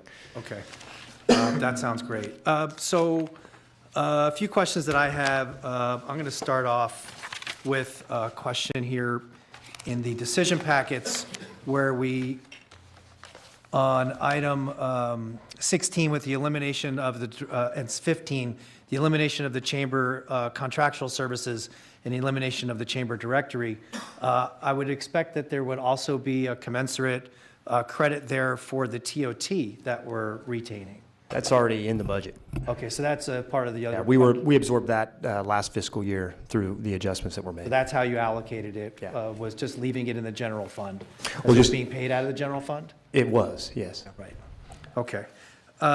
With item number 44 for the Artesia Boulevard Corridor Storefront Improvement Program, the $50,000. Is this a fresh $50,000 in addition to what we had funded before? Yes. Was the full rack of the previous allocation spent? We're in the final stages of that, but yes, we did wind up allocating. We had businesses come forward. It was a shared program for storefront improvements, and we had 2 or 3 cycles come forward with funding. So yeah, we will spend all that. That was $100,000. That was So- 100. So this would be an additional 50,000 on top of that. How are we monitoring our return on that investment? It's still new. I mean, we just approved the first round of applications about a month and a half ago. They're under construction. The second round was approved at the last city council, full city council meeting a couple of weeks ago. From a monitoring ROI, we're going to need to see those storefronts implemented and then see how they perform. I will say, and I don't have the numbers exact off the top of my head, but I believe the private contribution, in addition to the match, most businesses ultimately decided to invest much more. And I think the bottom line tally was something closer to a 2-to-1 than it was a 1-to-1 match. So that at least is a metric. But yes, on the long term, until we see sales tax receipts and we see vitalization of Artesia, it's hard to know. Well, we're putting a lot of money into Artesia. There's going to be the money for the bike path up there and some of the Correct. other improvements. I'm just thinking on a really tight budget where you've got $50,000 that to re-rack $50,000 into a program that hasn't proven itself out might be a place where you would want to wait for a year. It's a fair question. Rather than just re-racking it without any proof of concept. Yeah, So speaking of Artesia, is there any hope for the Albertson site? There is. From what I understand, CVS is still making their way through with plans and updates. Exactly when, it's hard to say. My understanding for the delay is that CVS is opening or remodeling stores all over the place, and for some reason, they just have been slow to get here and get going. Yeah, I mean, I really would hate to see that deteriorate any further. You know, it's Yep. an eyesore to have that vacant that long. Yep. On a couple of the departments, when we were talking about increases within departments, I was surprised and learned something new every day that the city attorney and I discovered, even though it wasn't listed here in the packet, the city clerk are guaranteed salary increases each year by the municipal code. Mm-hmm. So other than the city attorney and the city clerk, are there any other elected officials or employees that automatically get a raise based on the municipal code? No, the council's schedule for their little bit of salary, if you will, it's not, I think it's $960 a month or whatever it is, that is also set by resolution under the guidance of the municipal code. This commission actually has a role in that 4-year analysis that occurs for each of those positions as we get near the upcoming election. Wouldn't we have to modify the municipal code to alter the increase? The municipal code sets a process by which the council approves the schedule by resolution, I believe. But it's not tied into a cost of living adjustment. I shouldn't say that, no. There's a fixed number there. It is a fixed number. I shouldn't say that it's by resolution. I believe there is a process for ordinance update based on the schedule. There's a review by the commission, there's consideration by the council, and then the council sets via ordinance update the new salary for the upcoming 4-year term. So for those of you playing at home, that's the municipal code section 2.3.902. So these are increases that are every year. Is there a cap on it?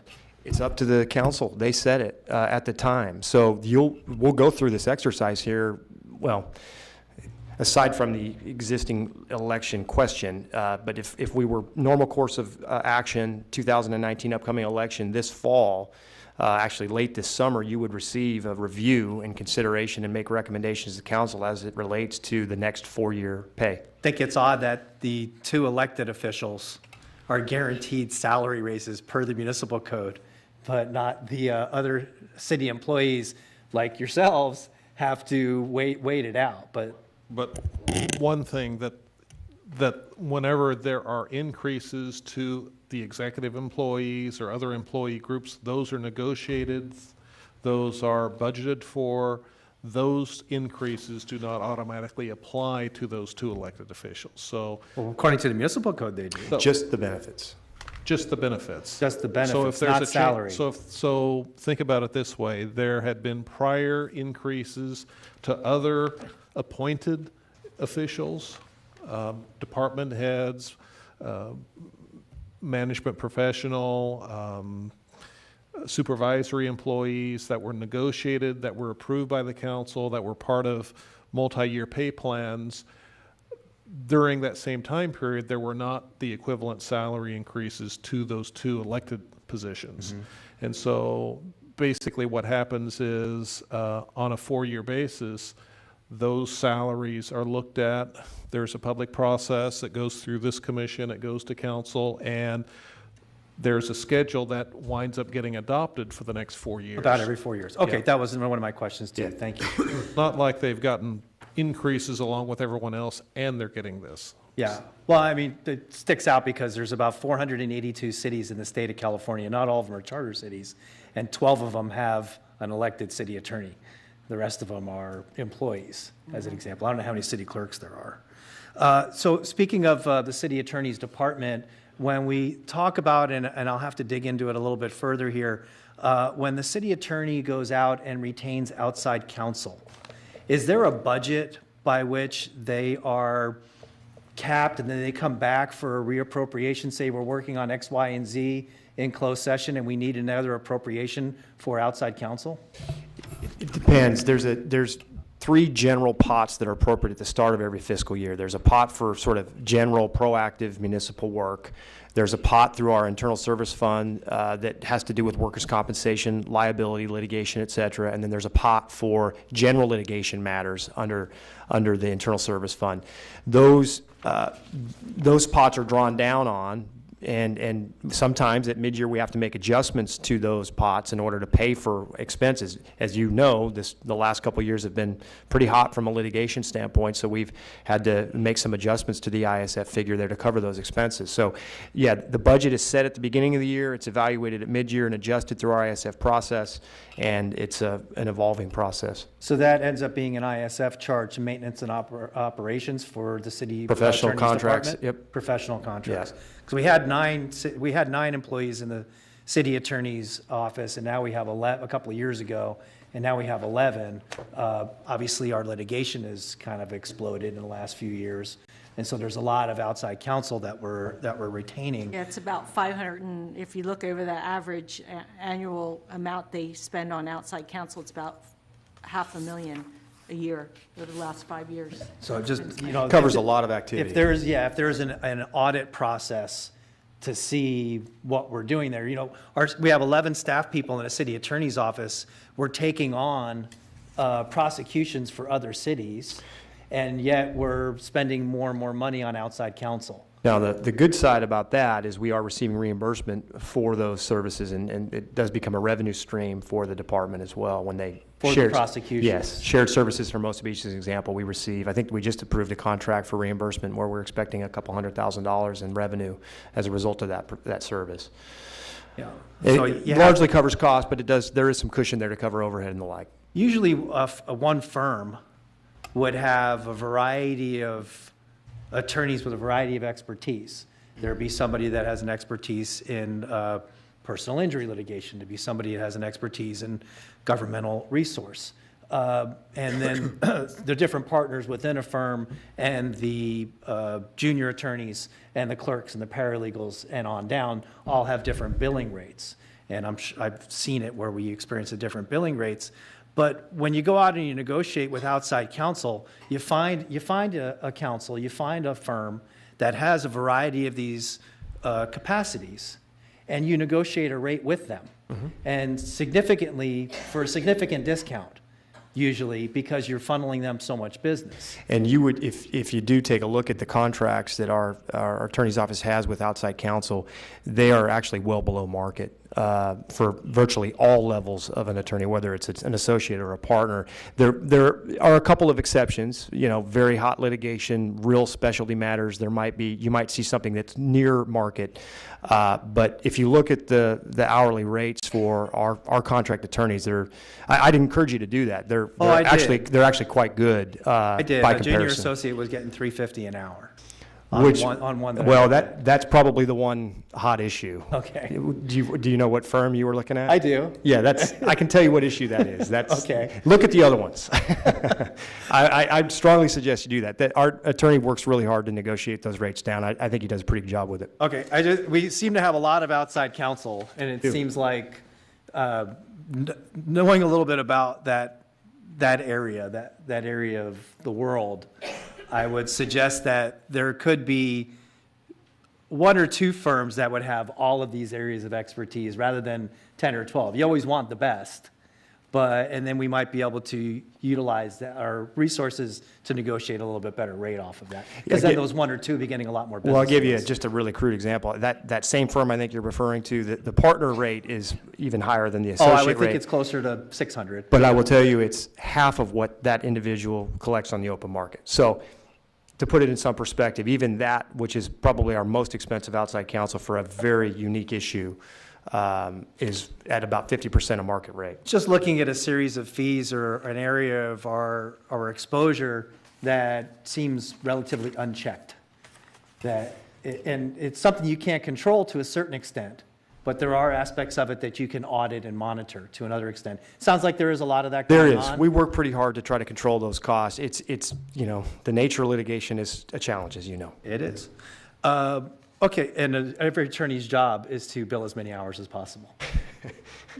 We do our best to avoid those You sit there billings, and but- you've got your billing sheet next to you, next to the phone, and every phone call is Sound at like least you've used a lot of 0.30. attorneys. Yeah, every letter you write is at least 1.0. That's right. Every phone call. Every phone call. Yeah, absolutely. There are guys out there billing 24 hours in an 8-hour day, and that's not unusual at all. And that's why the audit is so important. It is. Speaking of some of the liabilities and things that we have, with regard to our workers' compensation, our increase was $1.7 million, I think it was, if I read it correctly. Sounds right. So is the work comp part of our pool coverage, or is that something that we self-insure for? Or do we have another carrier for that? Boy, you're testing my memory on this, and we can get you more specific answers if you'd like to know. I believe it's a combination. We are self-insured up to a certain level of expense, and then we kick into our pooled coverage. I believe we're at a $500,000 SIR, if I recall. $500,000 on Yeah. the general liability. Sounds right. And so it's as you might expect. So we manage those expenses best we can on the front side. As we've talked about here, it's three areas of the world that are, seeing massive increases in costing. It's the medical profession, it's the legal profession, and it's, unfortunately in our case, it's state mandates that allow for these guaranteed injury claims. Yeah, So I don't want to open up Pandora's box. I'm just saying the 1.7 million I was trying to boil down to, is that a premium increase? Or is it something else? that's aggregate. That's an aggregate expense. That's actual expenses. That's insurance costs. It's a combination. That has to do with how we fund. So that fund includes resources for all of those different expenditures. So it's in a conglomeration Yes. of all of those things. Yes. Is there somewhere in there that I can isolate that or offline to We find out could where it's probably coming get you from some where? additional detail through that ISF. I think we talked about some of that, when Okay. we come back I'll with check some with of the you detail. offline about that and try and Some of isolate that that. won't be available, just given the nature of the I expenses. understand. but, It's yeah. either closed session or privileged info. Yeah. Okay. When we're talking about ISF charges, we talked about the library. And I noticed that the library's ISF charge here, that the library has a deficit of 4.6 million, and that the ISF portion of that is $2 million. And we talked about how we were going to perhaps reallocate the way that we were charging the library, for example, with the parking structure there. Is that reflected in this $2 million No, charge? we have not made that change yet, but we are committed to making that change at mid-year. So So we're giving the library $40,000 to buy more resources. We are. But they're negative 4.6 million for the year. well, they're a cost operation. We don't expect the library to be a cost recovery center. It's like a park. Exactly. It's a benefit. It's a service. It's a public service. But if we can then, going forward, try and We are. We're looking at Deal two with things that. in particular that have come through our conversations of late. One, the use of the meeting room to try to, out of fairness to the library, to be more accurate in that allocation, charge the various departments that use that meeting room on regular occasion and divert some of those expenses. Again, they don't go away. They just get absorbed by other allocate operations. them to a different department. Exactly. I understand. And then another example would be the parking structure. While a good portion of that structure, of course, is for the library, it obviously serves the Civic Center campus, so we'll be distributing some of those expenses to the rest of the campus as well. I parked on the street, so don't charge them for that. We'll keep that in mind when we do our real detailed, granular figures. With the So you expected a $280,000 increase in fees off of what looked like the fire inspection program. So it went from 600,000 to 900,000. That'd be 2,500 inspections at $113 an inspection. When did the program start? We started it a year ago? Well, we approved it a year ago. We got it implemented probably more like 6 months into the fiscal year. By the time we got it staffed up and we had our various revenue billing process begin. So maybe the city manager knows exactly when. Yeah, it was at least midway through the fiscal year, and that also is the subject of a budget response report. Right. Sort of what's been the status, what have been the results of that inspection program over the course of the past few months. I just, and I saw that, and I don't expect you to pull the answer out of your hat now, Joe. Just curious if the 280,000 or the increase that you recognized in there was based on actuals that we've seen so far in the program, or it's based on estimates?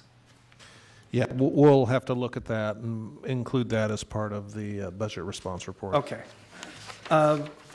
For the city clerk's office, there was a recognition of a reduction.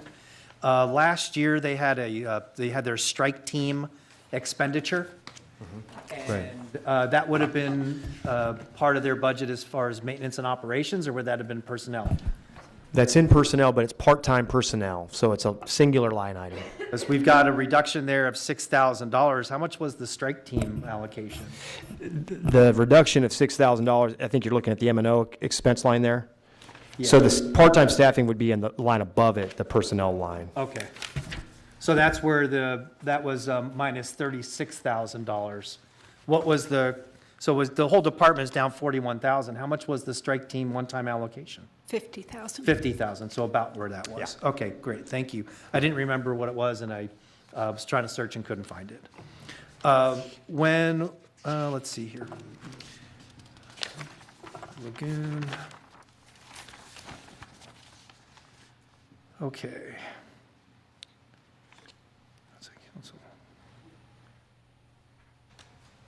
Well, the maintenance fee that's charged as part of the tidelands. So what we have in the tidelands or the waterfront department, there's maintenance and operations is charged in there. In the tidelands, the leaseholders, as part of in addition to their camp charges, or maybe as part of their camp charges, pay for maintenance on the pier, like steam cleaning the decks and things like that. Is that part of their gross, or is there an ISF charge and that charge within the leases, or is it all together? Two different things. There is a CAMS charge for different things, sanitation and some other things for their services that accrues as a revenue source for us. But generally, the expense you're seeing is an M&O expense that is a direct labor charge for public works personnel that support common area in the tidelands. Horseshoe Pier, Sport Fishing Pier, although currently closed, but anything that would be in the tidelands that would be M&O related, it might be electricity charges, it might be other operations expenses, it might be power washing, whatever is related to that tidelands activity. Okay, I promise I'm almost done. So that's, because what I understood is that it was in their leases, and it was something, I didn't know if that was the Pier Association and it was part of because they paid it, what I understood is they paid it to the Pier Association. They might, and the Pier Association also does some other things. They do programs and services and they have some other activities that are separate. But we collect the CAMS charges it becomes basically a revenue source for us to offset those expenses. Okay. Part of the maintenance and operations that was in the city manager's budget, it was, there was a big reduction there. And the proposed is maintenance and operations, 439,000, and Commissioner Esser pointed out to me then where I'm going to find that, and I'll go to the transparency portal and dig into where that 439,000 for maintenance and operations in the city manager's budget is going. I'll do that offline. Well, you're not going to be able to find it by department. It's overall maintenance and expenses by. Okay, by can you type, give me know. an example of what that 439 That, represents? that's going to largely be, the reduction is going to largely be attributed to carryover, one-time professional services. An example of that, consulting services associated with our enhanced infrastructure financing district efforts, consulting services for other general fund activities that might be unique in nature. So those revenues or funds had been accrued over a few years, were available in the budget, now have been spent down. They're not in our core budget. So what's the 439 getting spent on?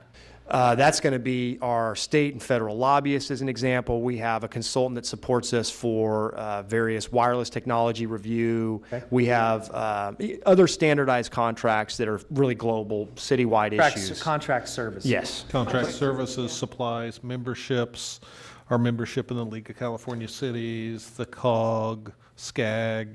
Our federal lobbyist is $88,000 a year. Okay. Our state lobbyist is $47,000 a year. I just thought, thank you, I think in the Yeah. interest of transparency, it's important for Yeah, people and, to know what that is. and these are pre the decision packages. So if the decision packages associated with the chamber expenses are approved, this will go down further. Right. As an And example. so there are other contracts that we have, contract services that we have. For example, the payroll contract service here we have as part of a decision package that is a contract service that's as part of a decision package rather than as part of a department maintenance and operations. But our contract with our consultants for lobbying, for example, is not contained within a decision package. That's a core expense. It's a core So if it's in a core Continues. expense, it keeps going each year. And there could be examples where we might say, hey, we need $50,000 a year every year to cover whatever this might be. But in the case that you bring up with the payroll tech, because that's a one-year review, one-year trial, one-year agreement, it would be reflected as a one-time expense in M&O versus a carryover. Whereas not taking into account the SCAG and the membership and the things that Mr. Hefkin mentioned, but for example, a consultant or a lobbyist, those are ongoing relationships, contractual relationships. It's Exactly. not an hourly thing, it's we're simply on retainer to Multi-year represent agreements. us within the city. Exactly. And again, that summary that separates out one-time and ongoing, those ongoing expenses will be built into next year's core budget. The ongoing. It's just the one-time that will be taken. That's out. why we're careful in the decision package when we describe it. Is it a one-time expenditure appropriation or is it an ongoing appropriation? When you see the words ongoing, that means it will be additive this year and then you won't see it again. It'll be built into core in future years. Okay, thank you. I'll take a step back and let others ask questions. Thank you. Commissioner Samples, thank you for being patient. Thank you for inviting me. I just want to explore one area, and I don't want to pick on one department. It's just that they've made themselves extremely visible in the last year. But I'd like to use it as an example because I'm not finding a lot of detail in the budget, and there are costs in most cities that get buried in other places, not because people are intentionally trying to bury them, but they just kind of migrate into other places. So first I need to ask, for the police department, do they still have a boat? They do. Do they still have a drone program? Yes, They do. Do they still have a SWAT program? yes. Do they have any other special, well, they've got canines, do they have any other special operations? And the reason I ask is because those operations usually entail some significant incremental costs in terms of personnel, because they tend to be specialty operations. They tend to entail a lot of overtime, because other vacancies have to be filled while those specialty people are training. And I'm not seeing anything in the budget that talks about any of that. Is there a way to explore what those costs are and what value we're really getting? And the main reason I ask is things like, we've heard about the drone program a couple of times. I'm sure they're using the drones pretty frequently, but is it really doing anything for us? The SWAT team, most cities have abandoned their SWAT operations because they tend to do not much more than deliver high-risk warrants, and that can be contracted out.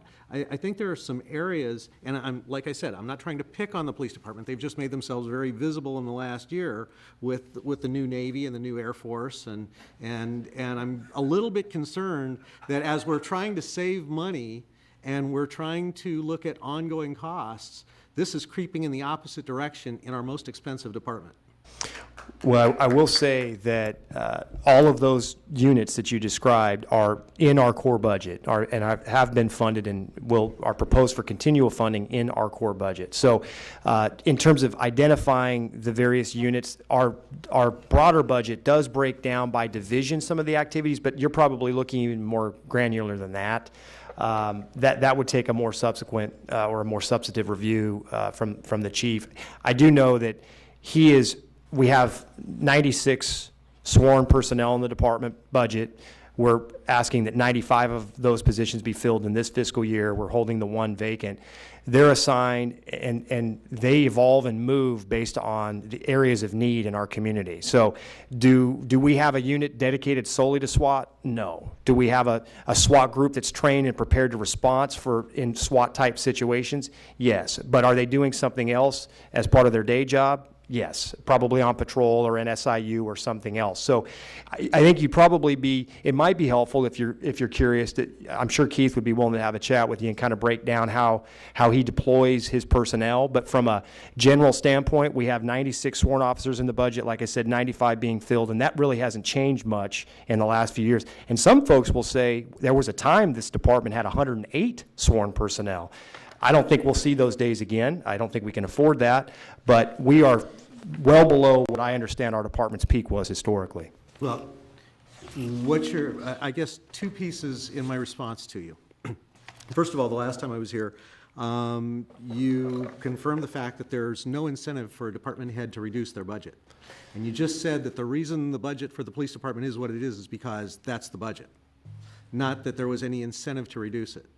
I understand that we have some number of police officers in the department, but when you have special operations like the boats or the drones or SWAT, and SWAT in particular, it usually ends up being a lot of overtime someplace because those guys have to go for training on a regular basis, and it's above and beyond the normal training that they need for their traditional job here in the city.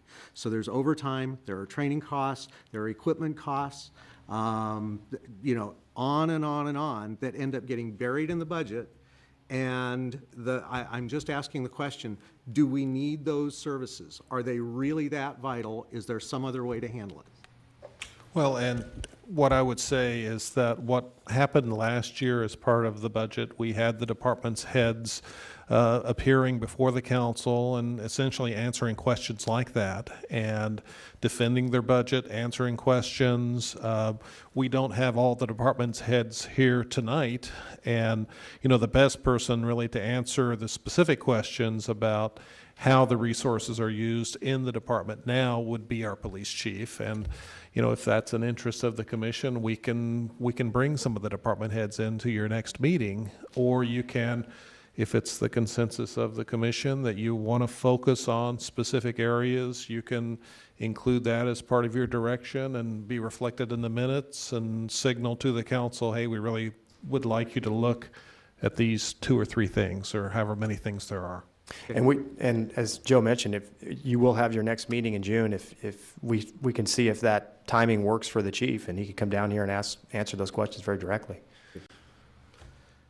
I'm open for any thoughts? You know, along those lines, I have specific issues within the department. You know, I want to turn everybody to the department budgets and I want to thank you, Marnie, for giving the pro forma actuals that I've been asking for forever, and I really appreciate that you incorporated that and gave that as part of our agenda. So along those lines, I wanted to point out a few things, you know, with the police department as well as the fire and city attorney. Just comparing, okay, the mid-year budget numbers with our estimated actuals, where we think we're going to end the year. And again, clarifying for everybody, we already had this discussion. Mid-year has all the positions filled or filled and unfilled in the budget. Okay, so we're talking about not you know, realizing that those unfilled are in there. And if you notice on the city attorney, the police and the fire, if you look at, the actuals are actually overrunning from the budget. Like city attorneys, 43,000 above the budget for the actual. And just trying to understand what's driving that, because, there's obviously no changes in the personnel or anything like that. So all I can guess is that there's something going on there with overtime or something, because, we should have everything in the budget, whether the positions are filled or unfilled. And if you, looking at police, the police are over the budget, 456,000. Fires over 784,000. So my guess is that the overtime is costing us more than actually filling the positions. As you noted in the fire department, there's 8 vacant positions. So I'm assuming overtime's going crazy, compensating for all these vacancies. But which looks like our costs, obviously the overtime's costing us more than, if we were to fill these positions. So am I assuming correct in that? Subject to adding the PERS cost for new employees. Yeah. Yeah, which is all in the budget, right? Should be all in the mid-year budget, but yet our actuals are overrunning it quite significantly. Yeah, and that could, and without having gone into great detail on those specific questions, and we can come back to you with probably expanded explanation. Okay. But it's possible that overtime's a factor. It's also possible that there are grant activities that might be a factor that weren't reflected in mid-year that might have some level of reimbursement associated. There could be a few things. So if those are specific questions you're curious about, we can certainly provide some more detail for you. Yeah, I think we need to understand that, because these are real costs. I mean, we're supposed to have the budget supposed to be full fronted. We're supposed to have all the increase of the CalPERS, all the benefits in there, all the positions and whatnot in there. So I think it's something we totally have to understand, why our actuals are, with the vacant positions and whatnot, why they're actually running over. Sure, and again, these are still estimates. I mean, that's the challenge with this, right? It's basically revision on the projection from mid-year. So we're 2 months later into the year. Ideally, it's a more accurate projection than the mid-year was. So there is still some variability in how these estimates are going to be provided department to department. I mean, Marnie's essentially relying on that department's budget expert to drill into the detail and tell us with some level of confidence what we can expect to see over the next 6 weeks as the budget comes to a close in the current fiscal year. So again, they're projections, but if you'd like us to provide a little more detail on the variances for fire, police, and city attorney, we can do that. Yeah, and I did get some, I don't know what you'd call them, but forewarning when I got the pro forma numbers was, this is my estimate right now. I'm one injury away from that number being totally off. And so it is very much just an estimate at a point in time. And we do, in the case of police at least, have an overhire program. I mean, by design, we have been, in order to try to staff up, you recall, it was years, we were looking at 82, 84 actual sworn personnel, while our full complement was 12, 14 positions more than that. So over the last few years, we've deployed an overhire effort that's actually encouraged more people to cycle through on a recruitment basis, and we have expenses associated with that. People come through the academy, they start on field training, and they might fall out.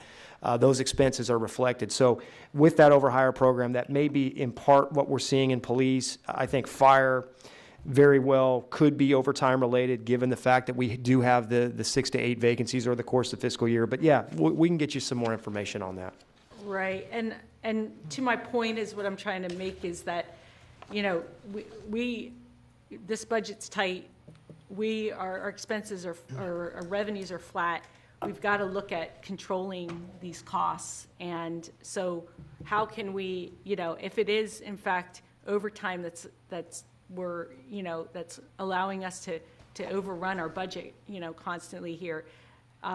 Those kind of things like efficiencies, or, maybe we need to really be more proactive in filling these vacant positions. I mean, I'm sure they are, but you know what I'm saying? I mean, it's something that needs to be really looked at, because it looks to me that the overtime is really costing us a whole lot here.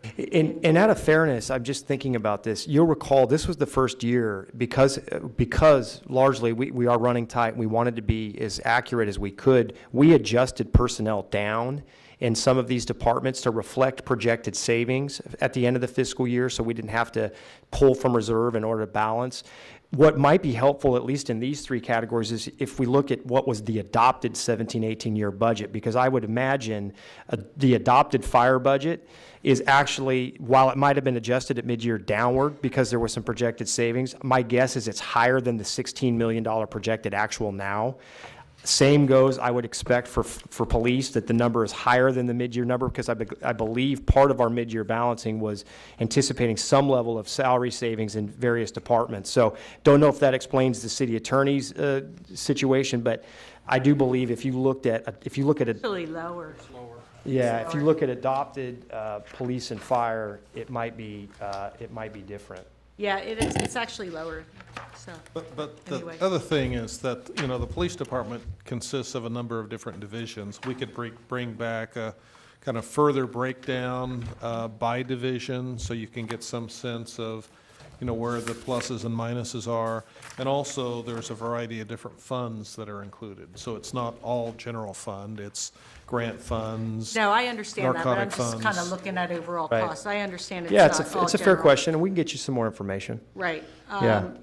So in and- case of fire, the adopted is 16 million. So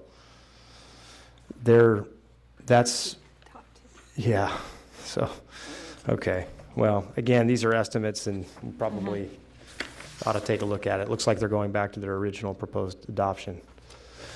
But we Okay. can get you some more information. Okay, and, let's see, I had a few other issues or questions with this. On the police, on the fire administration, if you just look at the personnel increase, and this is just for, the fire administration is just 2 people. So the increase is 58,000 just for the two people. It just seems like is that really all just PERS related, PERS related costs there? PERS and OPEB, yeah. Yep. And then medical insurance, sometimes, I don't know if it's the case here, sometimes medical insurance, because we have open enrollment and the choices change on what medical coverage, sometimes that comes into play as well. Yeah, and on the medical insurance changes, I was looking at your notations. Under the city clerk, it's noted that the cost, actually the changes resulted in a decrease in cost, and then in the infotech, it was an increase in cost. So I was just trying to understand why, and in some other ones, it was like increased costs. I was just trying to understand why the one department, these changes resulted in a decrease in costs, and the other ones are being noted that it's actually an increase in Yeah, cost. just open enrollment choices. Okay, all right, so do they have different open enrollment choices? Okay, all right, and then, okay, and then on the city attorney, just back on their, looking at their,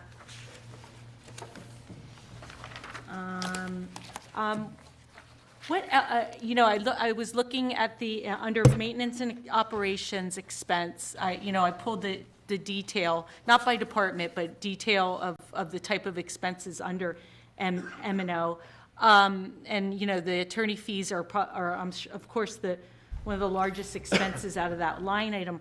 What other expenses are like in there? Because that's about 382,000, it looks like, out of the line item. The attorney fees were 382,000 for maintenance and operations. So then you're looking at another,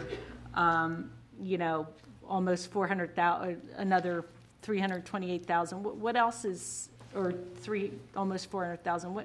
What else is driving there? Is that the,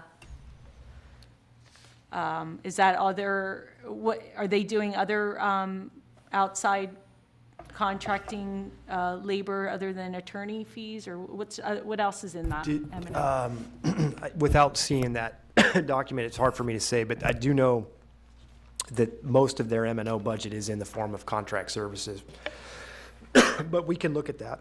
Okay, so it's they're also, other than outside attorneys, are using other outside contract services as well. And again, not sure what exactly is being compared. The city attorney has attorney fees in more than just the general fund, if that comes into play.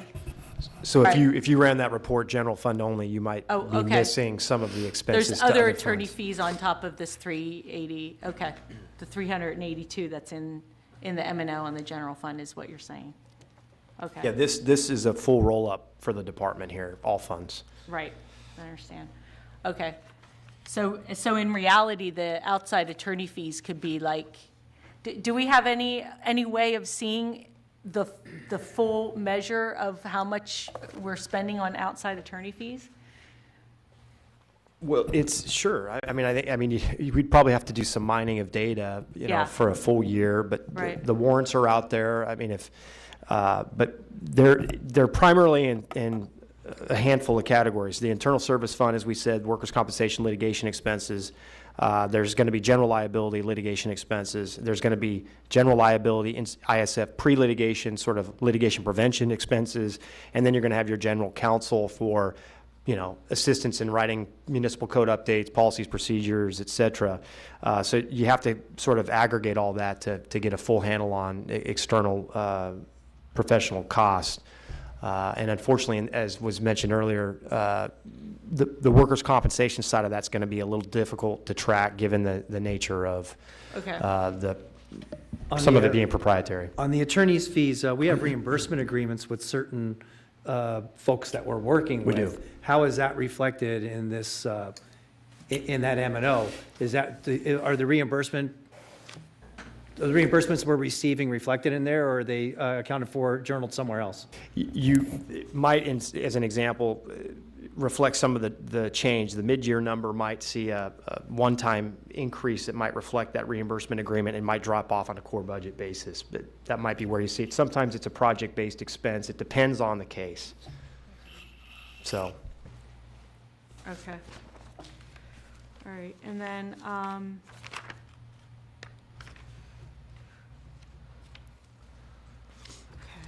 let's see what else I had, sorry.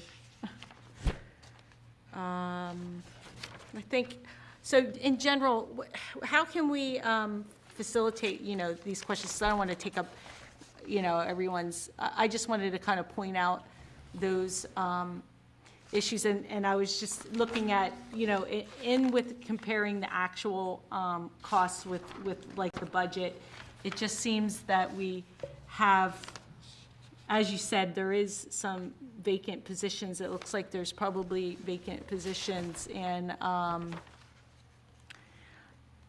the reason why I'm saying this is just, if we can somehow identify it, looking at some other vacancies for possible decommissioning or whatnot to try to hold a handle better on our budget. I was looking at, where was that? I think commissioners, what we can do Yeah. is, Get our list of our questions. yeah, well, like, I think in general, for these in particular, right, fire, police, and attorney, we can perhaps get finer details going forward. And then perhaps, as staff suggested, maybe, depending upon the availability, have one of the heads, whether it's the city attorney, chief of police, or fire chief, come and address those issues per their time available at a future meeting. Yeah, I think That would would be. probably go with our item number 9, member items. We can, And if you're open to it, the other thing I might add is that, I mean, in order for us to be prepared and to be effective in our answers to you, if you have questions, you know, in advance of your next meeting, it would be helpful for us to get those questions. Yeah, that's what I was going to ask. I mean, maybe, you know, instead of taking up the time here, I can, you know, or all of us could maybe put our questions, our more detailed questions together, and we should just forward them to Marnie for some, Sure, you know, that's, for some. I mean, that's certainly an option. If it's a question that you have that you just want to get the answer to, Yeah. you can reach out to Marnie, Mike, or me. If it's something that you really want to, you know, ask in a public forum, Right. you can still do that.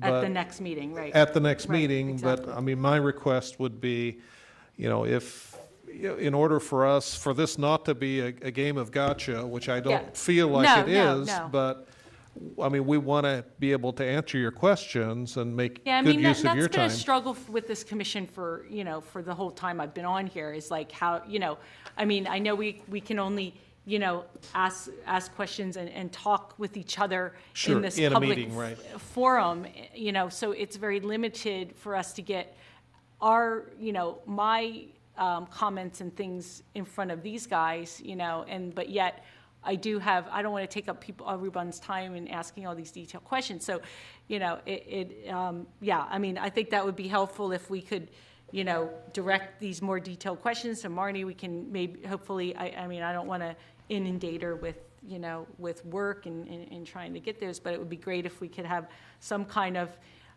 She loves these kind of questions.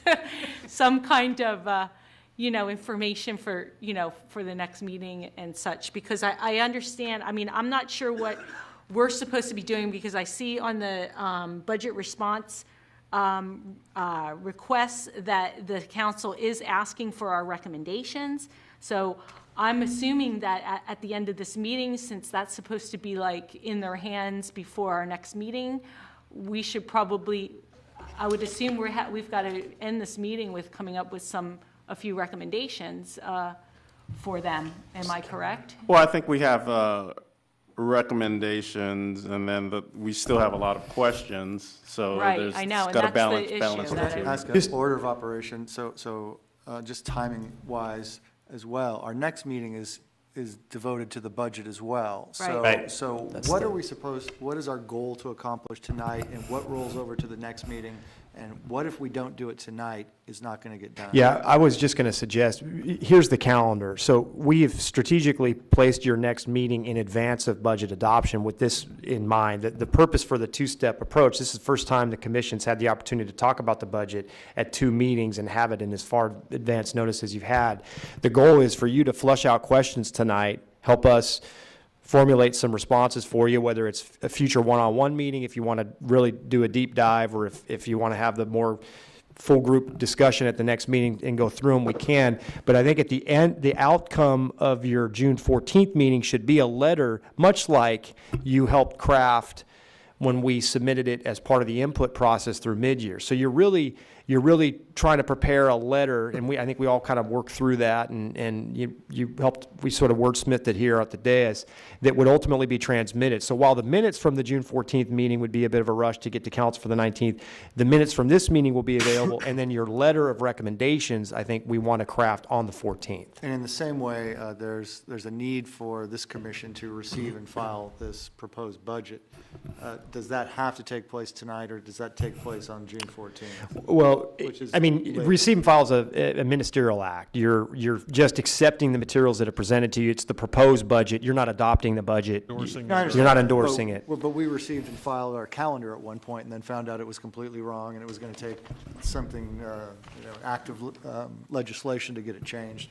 So I'm just trying to understand the order of operation. Yeah, I think your deliverable, if you will, is a letter from this group at the end of your June 14th meeting that we would transmit it to council as part of their consideration for budget adoption on the 19th. That'll also be after the council's had 2 meetings on the budget. Yeah, that's my issue that I kind And- of have, because I was wondering if we shouldn't have some recommendations to them from this meeting. I mean, I don't know if that's possible. That's was my concern. Well, Let's knock out I would think that, let's knock out the questions that all of us have. And then I think that each of us would maybe have A few one or recommendations. 2 items, and there's likely to be some crossover amongst those 1 or 2 items. Maybe not a formal letter coming from us like the chair did last time, but some suggestions for consideration. Right, so we will have some questions, and I think we already have some high-level questions or discussions regarding fire, police, and city attorneys regarding, Variance. basically, we would like a little bit more information regarding the variances and finer details on the budget. So, I have one comment or question.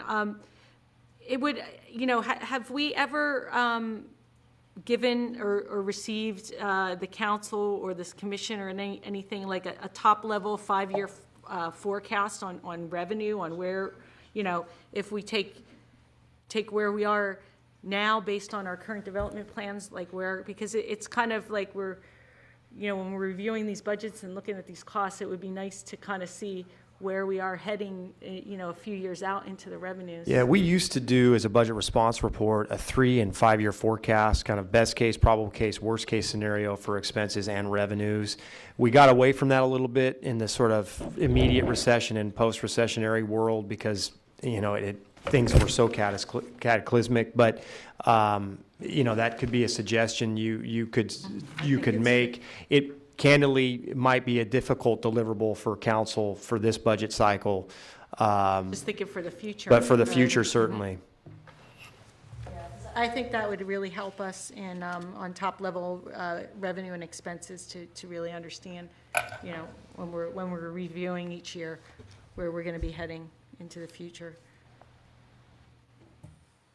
And I had one question about the CIP. It was just, there was, this is just a quick, on the Tidelands capital, Tidelands capital funding was at $870K, and then I just saw 2 projects for that, for the pier restrooms and the harbor patrol docks, and they're adding up to $870, and I was wondering where the other 200 was going. The funding was $870 under the Tidelands capital, but then those 2 projects that were outlined for them was only adding up to the $670. That was just a quick one, and I'm done. We have 3. There is pier deck and piling structure repairs of $200,000. Okay. Pier restroom improvements of $130, and replacement of the harbor patrol docks of $540,000 for a total of $870. Oh, okay, I didn't see that other 200K. Yeah. Okay, all right, thank you. Commissioner Morocco. So mine's related to the police. Do you want me to hold off for now? I think you haven't had the floor yet. You should have the floor. Okay, so going back to Commissioner Sample's point earlier about like overtime, spec ops, and just added costs, have we ever considered or looked into the idea of contracting out some or all of the police service to, say, LA Sheriff's Department? I know Rancho Cucamonga does that with San Bernardino County, and it looks like decision package 26 seems to be an RFP for the same thing with the fire department. Yeah. So I don't know if we've ever explored that. Yeah, no, the answer in my history here is no. We haven't done that. We haven't been directed to pursue that. And maybe just from a characterization standpoint of the fire, it wouldn't so much be an RFP, it would be it's a cost analysis from the county fire department as to delivering services in the community. It wouldn't be like we'd be putting it out to bid. It would be to determine what the county would project it cost to deliver similar services in our city. Yeah. Yeah, and I know for the police, there'd probably be some added, like social and political impact too, as well. Sure. I mean, it's a loaded, any of these studies are loaded discussions. Yeah, to say the least. Along the same lines, I know it's been discussed several times in the past, and part of the decision package has to do with a change in staffing in the dispatch center. Has there been any reconsideration of moving dispatch over to South Bay Regional Communications. Yeah, we have been in communication with the RCC staff. They have a new executive director. We did send the letter based on council direction, basically inviting them to enter into discussions with us to determine the cost, the feasibility, about our potential migration of our dispatch services there. So that's a work in progress. That work will take place over the course of the next several months. But yeah, that was a significant milestone that we did kind of invite them to enter into discussions with us, and so that will happen shortly. Is there any target for getting that done? You know, it's going to, in large part, kind of depend on their staff availability as well as our staff availability. So, I mean, we anticipate that it's something that we would get to before the end of this calendar year. Yeah. Thank you. Commissioner Solomon. Thank you, Chair. These will be quick. For the sales tax estimates, is that factored for inflation, or is that just based on current? Does HDO provides us those figures? Factored for inflation. Factored for inflation. On the TIBID, the bid that the money was encumbered for a bid, $150,000, but not allocated. Is that a carryover? Where is that reflected in the budget? Yeah, it would be it's currently in an M&O account now. If we haven't expend all those funds by the end of the fiscal year, it would be carried over in the next fiscal year to complete the contract obligations with the group. Do we have a target for when that encumbered money would be allocated and whether or not we could maybe back it out for all or part of it?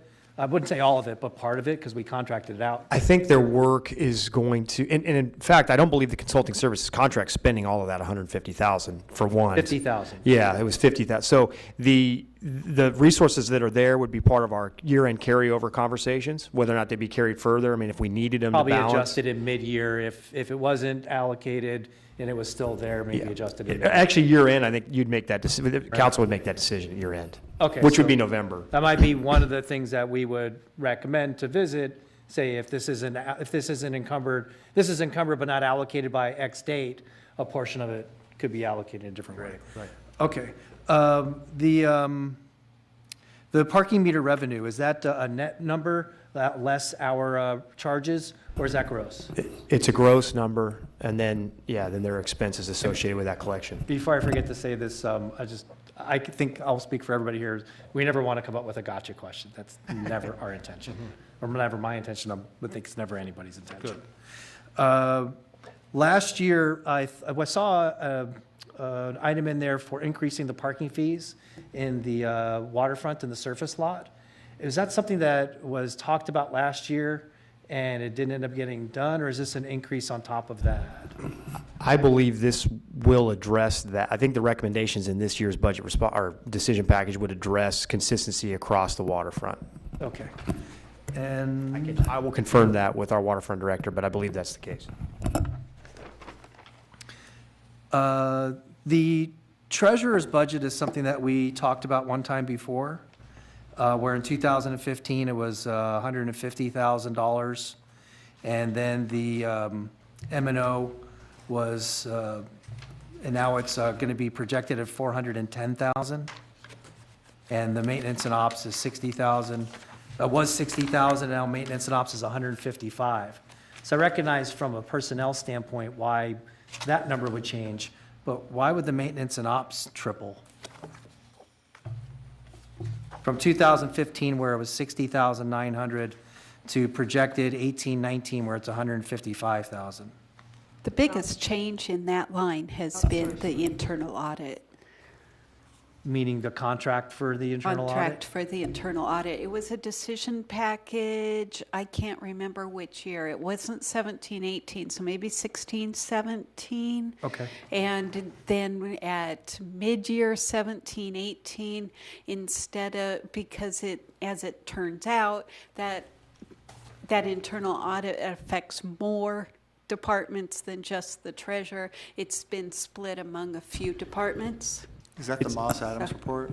Yes, and it's a multi-department effort, and it's why the actual projected expense is not there yet is because that getting everybody coordinated and executing that's lagged a bit. So compared to budget, it's down year over year.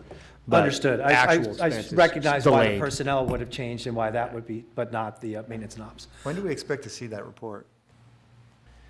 Because it's, I would say it's 3 years ago that we contracted with them. Well, there have been some reports. There's different phases of that effort. Some had to do with just general accounting, some had to do with general oversight, and then there were some more specific, I believe, efforts that are related to duties and things of that nature. I think that's the portion of the study that's lagging at this point. So just as a reminder, I think that we've asked to know what the scope of what their audits are going to be a number of times and to hear their report.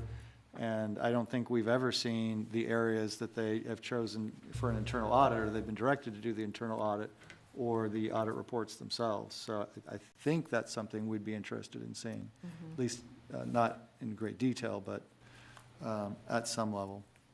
Sure, I think once it's complete, those results would be, certainly. We have an audit committee would review them. I'm sure your commission would see those findings as well. Okay, so for me, from 30,000 feet, my suggestions or ideas would be that the idea that the additional $50,000 for the Artesia Boulevard Improvement Project is a luxury right now on a non-luxury budget until at least we see some performance in the money that we've already invested, or some sort of proof of concept that we're not just continuing to spend money and picking numbers without regard for seeing that. And then for other encumbered funds that we have out there, like for the TBID, which I think is a really very valuable thing that we're creating, and I'm really enthusiastic about it. But if there are unencumbered figures there beyond what our current contract responsibilities are, that perhaps that would go into a reserve rather than having zero in reserves. And I think, because the idea that we're borrowing out from the CalPERS and we use that is not a great, I know it's a policy thing for the council, and it was a little controversial, but not using that as an example, things like that. The timing of those savings, though, really that's a year-end initiative. So we could, I think noted, your recommendation would be not to carry those funds over, basically allow them to go back into fund balance and then be reappropriated if necessary. Right, But if and when. Yeah, that may not, the timing of that won't work with the budget But the appropriation. Artesia Boulevard part of it is That a would- that decision would. package. Okay, so that would be two things that I would like to address. So could you please clarify what TBDIE? So, well, we had a contract, and I don't want to, if it's okay, I'll go ahead and Sure, go ahead. express it.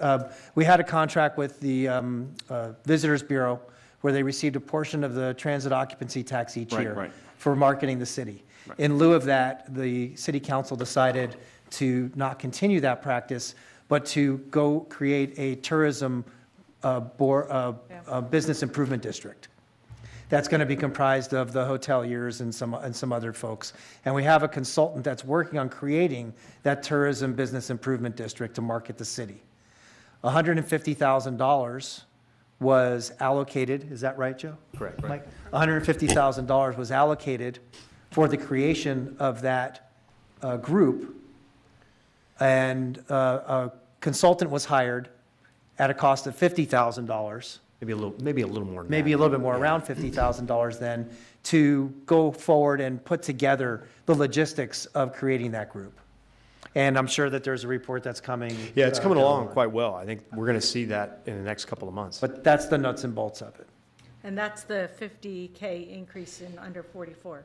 But no, that's Oh, different. no, that's a separate Yeah, item. Oh, okay. 50,000 under 44 is the Artesia Boulevard improvement. Right, and you said that we should take that out because we don't know about the. Well, we don't have proof of concept in it. Yeah, right. We've certainly, it's a great program, and we want to improve the Artesia Boulevard corridor, but can we afford to buy imported beer on a domestic beer budget? You No, know, I understand. And where is the business improvement district? Is that, that's in the core budget? Yeah, that's not I don't think that's of consideration for now. In terms of recommendations for year-end discussions, that Right. would be and germane to that. it's more things like that, Right. rather than that specifically. Right. It was just Right. something I was using as an example. Yeah. Thank you. Thank you, staff. Thank you, Mr. Chair. Further comments? Oh, as far as, what about the costs on the fire department uniforms? Is that something that is really, absolutely, that's another, on number 24? Yeah, as we hire new employees, there's a requirement to outfit them. You Okay. can't just, Oh, okay, all yeah, right, okay. use the old uniforms. Okay, so that's for the new. And it's for the it's new not just hires. uniforms, it's turnout gear, it's, breathing apparatus, things like that. Oh, okay, all right, so that's for the new hires, I understand. Okay. Commissioner Esser, anything more? I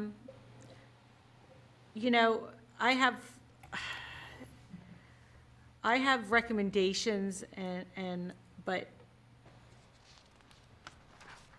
they're just things that, I would like us to looking specifically at this fiscal year budget. My recommendations are more, things that we should explore and take a look at with mid-year and into the future. So, my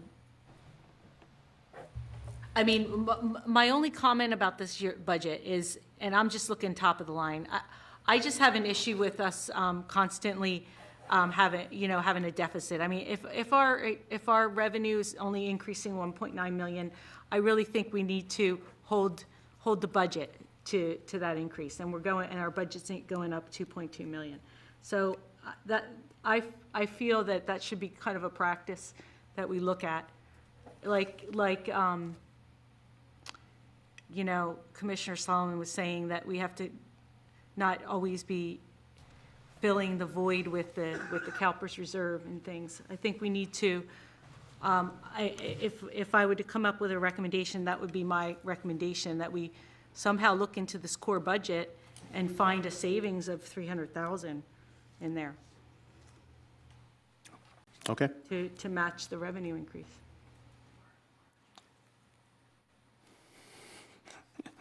Commissioner Johnson. So if we're summarizing our 30,000-foot level, I would echo some of Commissioner Esser's comments about if we have a forward-looking revenue plan, because I think that's important to get back to my initial 30,000-foot look about, the gigantic elephants in the budget, and also echoing her comments about the variances that maybe we could hear about next time on the police, fire, and legal.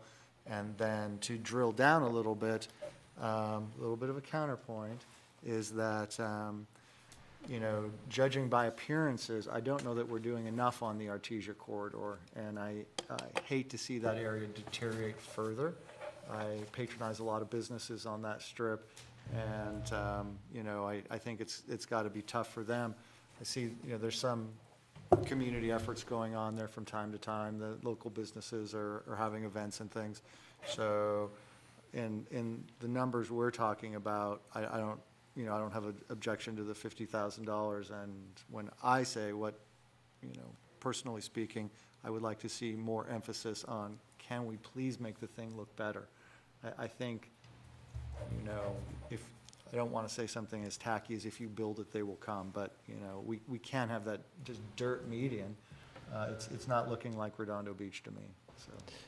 Well, that's in transition. We're Yeah, doing I improvements. realize that. So, yeah, I'm it was waiting to better see the before. outcome. It's sort of gotten worse, but we're going to put in place drought tolerant landscaping, and, that was a significant set aside of funds for that.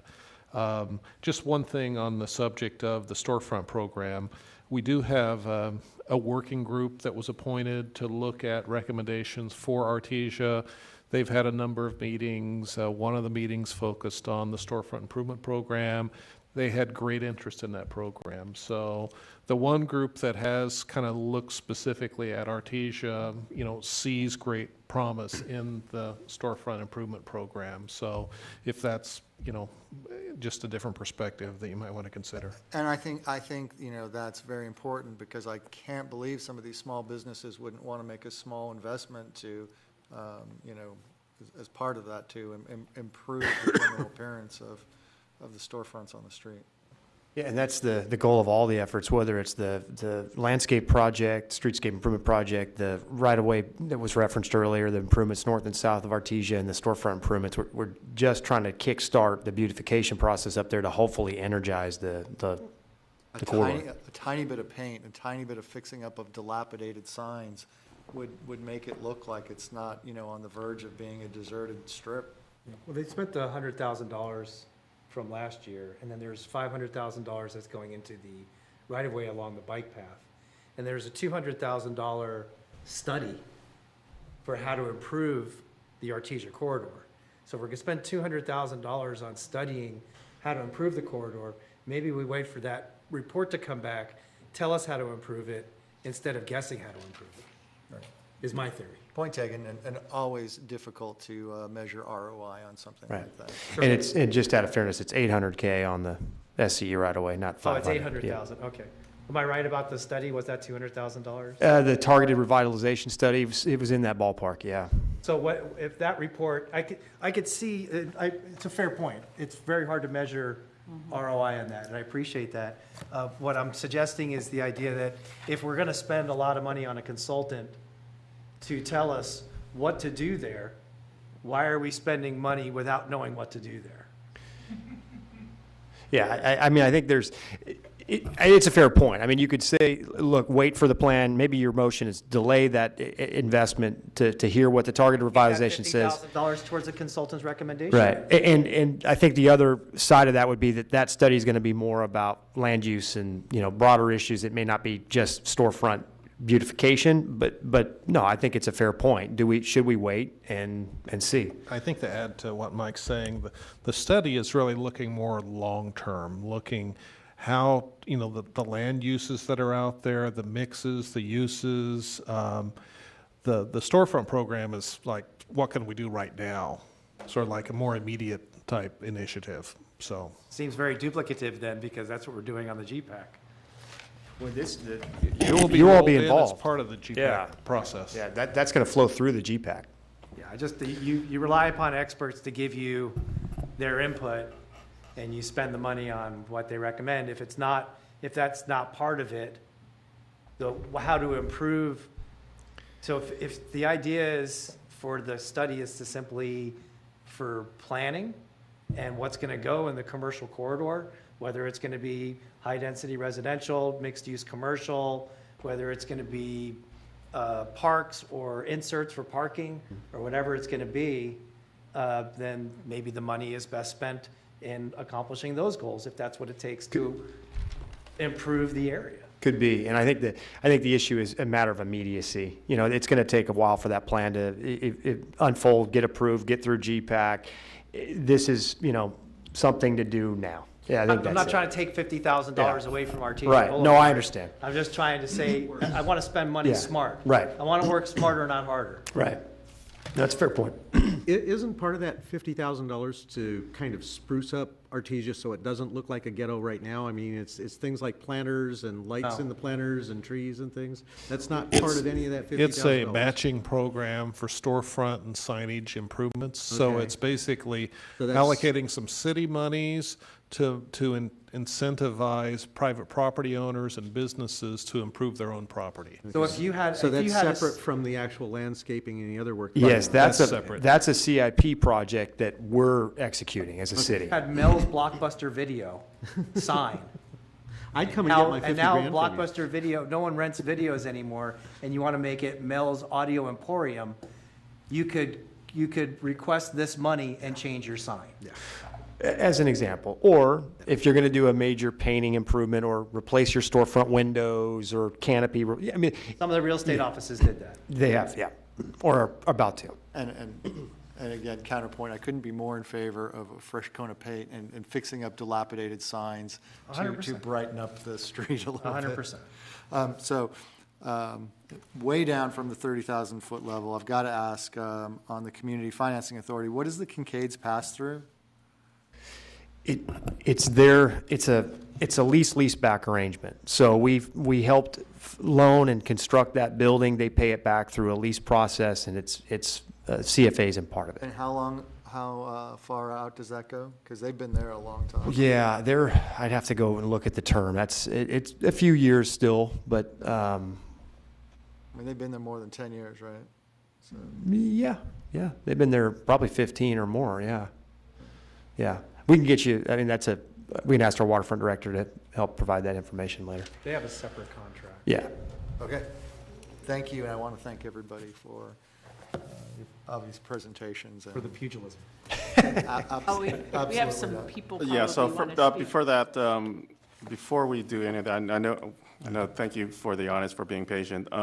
One thing, Joe, do you want us to do the recommendations in item 9 or now for the budget for item number 6? Now is probably more efficient, yeah. But yeah, before we do that, any more questions before we open it up to the audience? I Commissioner? have one more question, and sorry to be late on this, but only because I picked on police earlier, and it didn't dawn on me, but in the category of things that look really, really strange, for the fire department, there is a special services organization that's composed of one division chief. And when I look at the budget, somehow his salary and benefits are in excess of $400,000, and maintenance and operations of whatever he does is another, well, for the current year, it's $70,000. It just seems strange. Just pointing it out. That's not a question, that's an observation. Yes. Okay. And I, without having the detail behind the personnel that are charged, I don't know if that's one person, two people, a share of a few people. We would have to. The org chart says it's one. That's one dedicated full-time equivalent. There might be other charges to that location from people that come into that service. We'd have to look at the detail. So along those lines then, if any org chart, if it says one person, that's full-time, but there still may be part-times behind it. Yeah, you don't see in that org chart part-time charges, you don't see overtime charges, you don't see other allocations related to personnel that might be to that unit, but may not have a full-time person dedicated solely to the operation.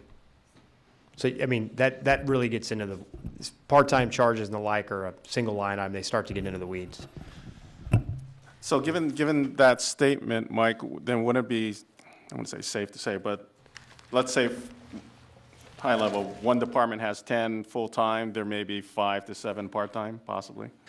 Well, it's even less than that, I mean, or even potentially greater than that. You could go to the community services department, you might have 400 part-time, but they might only work 400 hours. So it just depends on the operation, the location. That's actually it's a dollar line item rather than an FTE line item for us. Got it. Further questions, commissioners, before we open up to public comment? One more question, please. One of the things that we discussed in our letter was personnel charges and pay increases. And in all of these packages by department, pay increase authorized by pay and benefits plan. Is that part of the MOU, or is that something that's discretionary? MOU. Okay, thank you. That was fast. Further questions? No.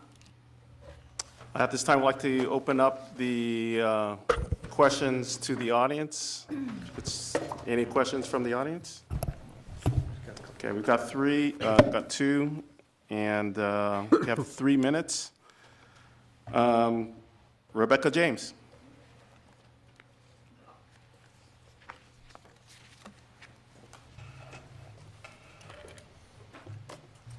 Good evening, Commissioners. Rebecca James, District 2. I have a very lengthy list of questions that were all raised by your fabulous questioning of the budget and finances of this city. But I know I won't have time for all of them, so I'm going to start with some that I think are particularly important. I would like to say about the Artesia improvements that I also am really in favor of that area being spruced up. I'm really in favor of economic development in our city in general. Something that I really never hear anything about. I never hear any report from our, I think it's Stephen Proud, who's in charge of economic development. So I would love for our city manager or someone from our city to at some point please report to us what this individual does that leads to actual economic development. Because I bet he does a great job, but no one knows because it's not reported. And in the meantime, our revenues continue to fall. And that is why I'm asking about economic development, because we have plans for spending out the wazoo, but we don't seem to have plans for how to get the revenue that we need to continue this spending. So I thank you so much if you can get that information and make that available to the citizens, as well as your own consideration. I couldn't agree more with Commissioner Solomon's comments about automation. I think we have a real dramatic paradigm shift coming in the way of automation. And we should embrace it as a city, and we should start embracing it now. We have all these vacancies, which actually when it was counted didn't turn out to be that many. But as we do, I noticed that we have several vacancies in payroll technician. And payroll is an area where automation is really up and running and it's a vibrant industry. And so we certainly can become more automated when it comes to payroll. So that would be a good place for us to test automation. Why are we paying retiree insurance costs? I know so many people that work for Fortune 500 companies that no longer have their retirement insurance costs covered in as part of their retirement benefits. That's been completely discontinued. It's no longer available to them, and it's because of the cost to the company. We as a city have even more constraints than those profit-making, generators, and so I'm wondering, why are we continuing to pay retirement insurance costs? Maybe if we don't, we can encourage the state of California to take on universal single payer. I would also like to say that I'd love to see us eliminate all of that, 11 staff members that are working in the city attorney's office. I know that we have a lot of litigation. I know that there are needs, and I'm just about done here, but workers' compensation, I understand there's litigation associated with that, but we really need to start minimizing the amount of staff that we pay CalPERS for, and salaries. Thank you so much. Sorry to go over. Thank you, Rebecca. Next, Jess Money.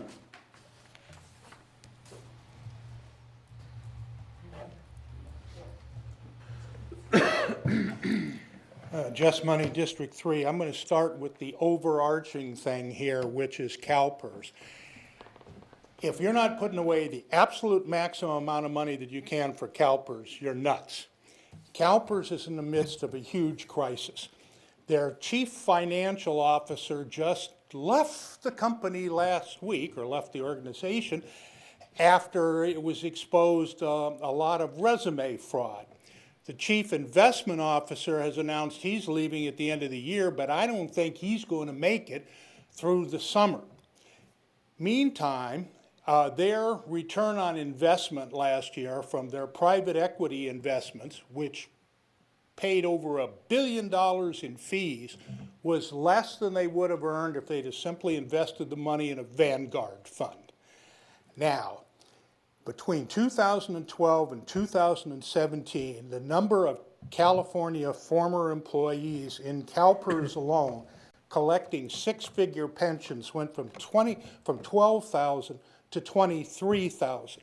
That alone is $2.8 billion, and it's the equivalent of the taxes of 1.6 million Californians.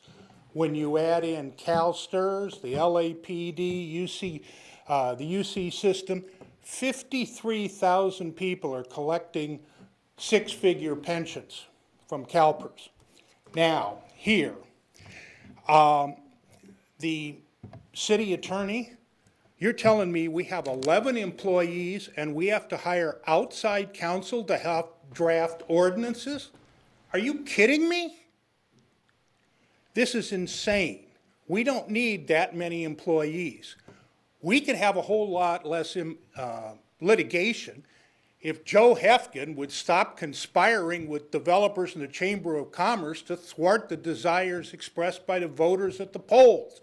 We wouldn't be suing people and we wouldn't be defending lawsuits, okay? The city attorney, Mike Webb, is an affable guy,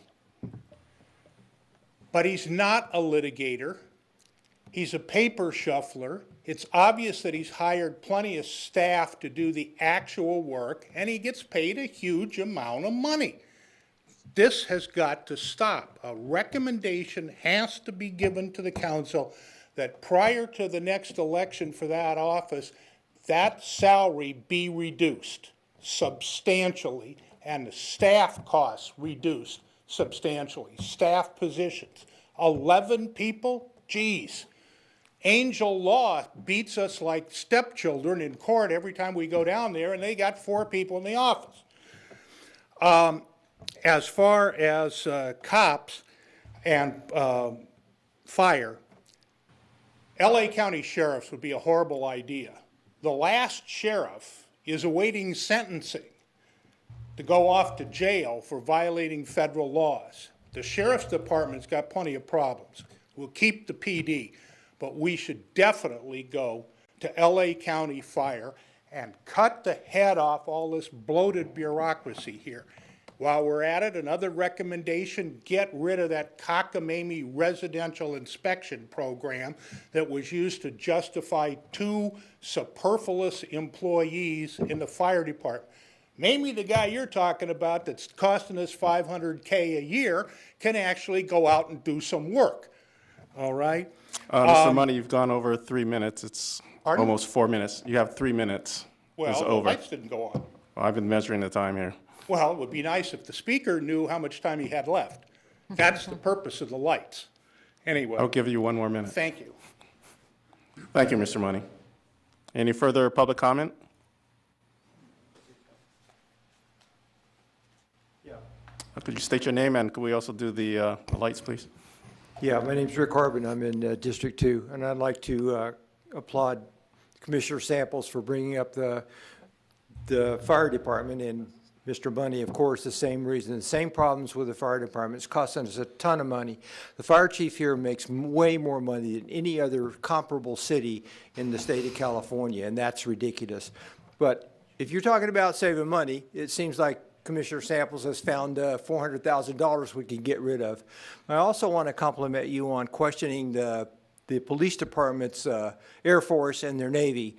Now, I live down on the waterfront, and I see that police boat, and look, it's not like we have a whole international spy ring going in and out of Redondo Beach on our waterfront. We're talking about a little small area. So I don't know what the police boat does, except go up and down. They probably fish a little bit, troll, whatever they're doing, but they're not doing police work, fans. That's ridiculous.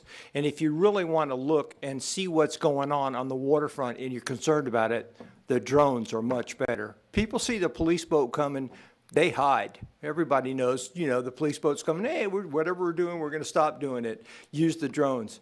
But, you know, we can cut out a lot of money from that. The other thing I can say that you could save money on is our giant police ATV armored personnel carrier SWAT team. I have no idea what that machine does. We don't live in East Oakland.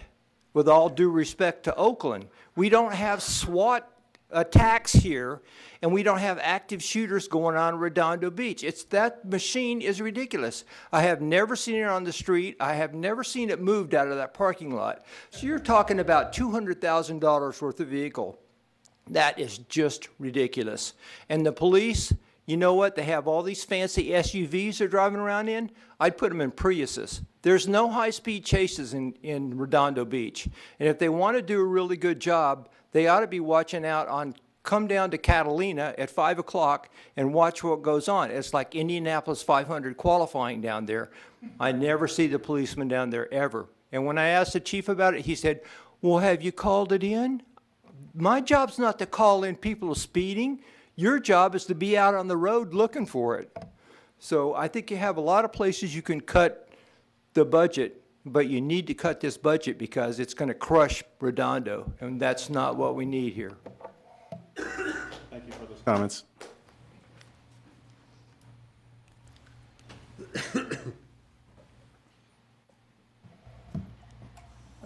My name is Elizabeth Moorfield. I live in District 2. I am a library commissioner, but I'm here today speaking as an individual. You guys are facing a really, really tough decision. And unfortunately, I'm coming to ask you for money. Right now, the library's budget is $4.6 million. And out of that, $189,000 gets spent on books.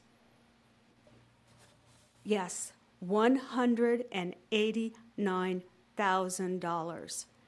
In the last 10 years, since the crisis, the maintenance and operation budget, not adjusted for inflation for the library, has been cut by 25%. The city manager came to our meeting and requested that the library find ways to raise revenues. Last year, the library put in $100,000 in various fines and room rents into the general fund.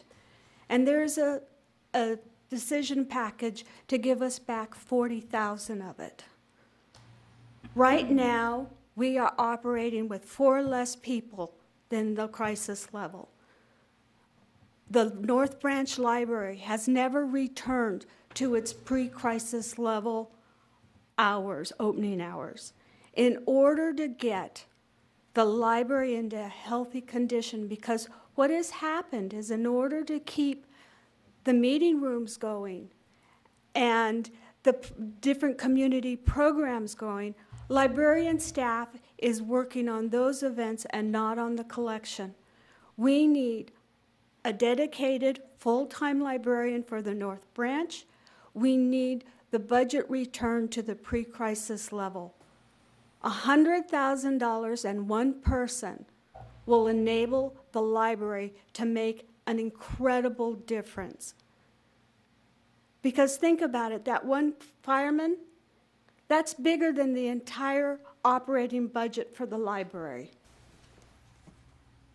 So as you peel down the layers of this onion, out of $4.6 million, $189,000 is going into books. To be fair, an additional $100,000 is going into digital. And with that combined $289,000, you have served almost 500,000 patrons. There have been 500,000 checkouts of library material. It's bang for your buck. Do the math. So please, as you're coming into where you have to cut, don't include the library. We haven't recovered from the last go-round. Thank you. Thank you, Elizabeth, for your comments. Commissioners? Shall we make a recommendation for the budget? I think already, let me just review some of my notes here.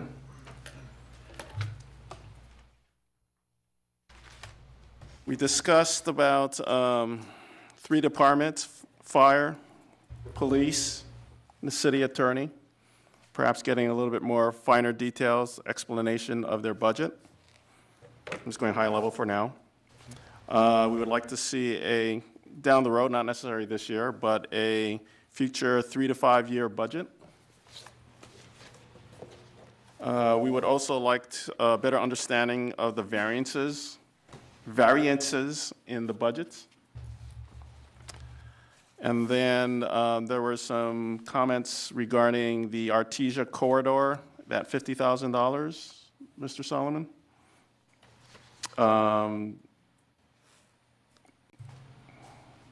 How would you like to say that?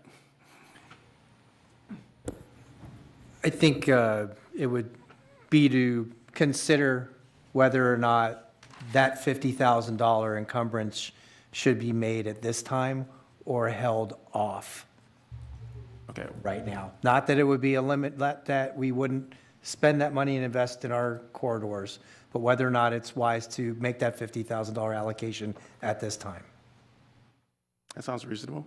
Is there a way to put something like that in the budget and like put it in suspense or pending or something like that? Or once it's in the budget, it's spendable money? Well, once it's in the budget with a specific purpose, then it's available for expenditure.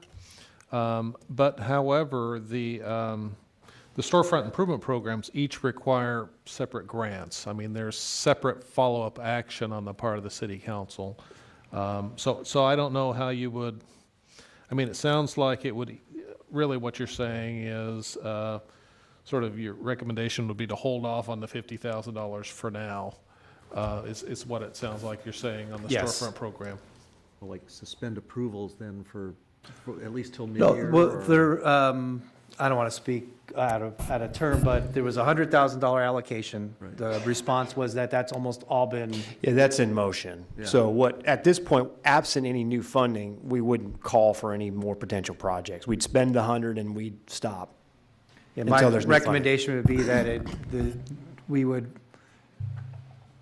put it for the next go-round, maybe consider it again for 1920, or in conjunction with a report from the group that's reviewing the Artesia corridor, and the consultant that we hired for the Artesia corridor, and the GPAC. I can understand that there'd be a difference of opinion on it, but my suggestion would be, or idea would be, that we would hold off on it until 1920. Yeah. If I may, an alternative suggestion might be to go ahead and, allocate the funds or approve the funds, but not to approve any additional grants until there's a follow-up report to assess the effectiveness of how the $100,000 was spent. I'd be okay with that. That sounds fine. Thank you. What about the recommendation of matching the increase in the core budget with just the increase in revenue? 1.9 million was the increase in revenue, and finding a top line, finding some reductions there to meet the, because the core budget was going up, expenses 2.2 million, and the revenues are going up 1.9 million. I guess the question is more so, how do we get a tighter budget in terms of finding expenses, reducing expenses for increased costs? Yeah, and Or flat revenue? and really what that touches on, I pulled up the kind of the responsibilities or the scope of authority of the Budget and Finance Commission, and I think, Ms. Esser, really what you're touching on is one of the powers and duties of the Budget and Finance Commission, which is to maintain I'm just going to read you a couple sentences, maintain a continuous study of sources of municipal revenue and methods of proper spending of public monies, assist the city manager and council in the financial planning and recommended methods of obtaining and financing permanent public improvements in the city, as from time to time may be suggested by the city manager and city council. So it almost sounds like that's something to work towards, to achieve over time. The idea that the commission is going to recommend that we cut $300,000 or $350,000, whatever it is, out of the budget without studies, without analysis, without specifics, I don't really see that as really being achievable over the course of the next month, but it is something that over the course of time, if we could identify specific things that you'd like to see studied, evaluated, analyzed in order to achieve some additional savings. Okay, I think that's along the variances that we talked about in the review. So let me just repeat it again.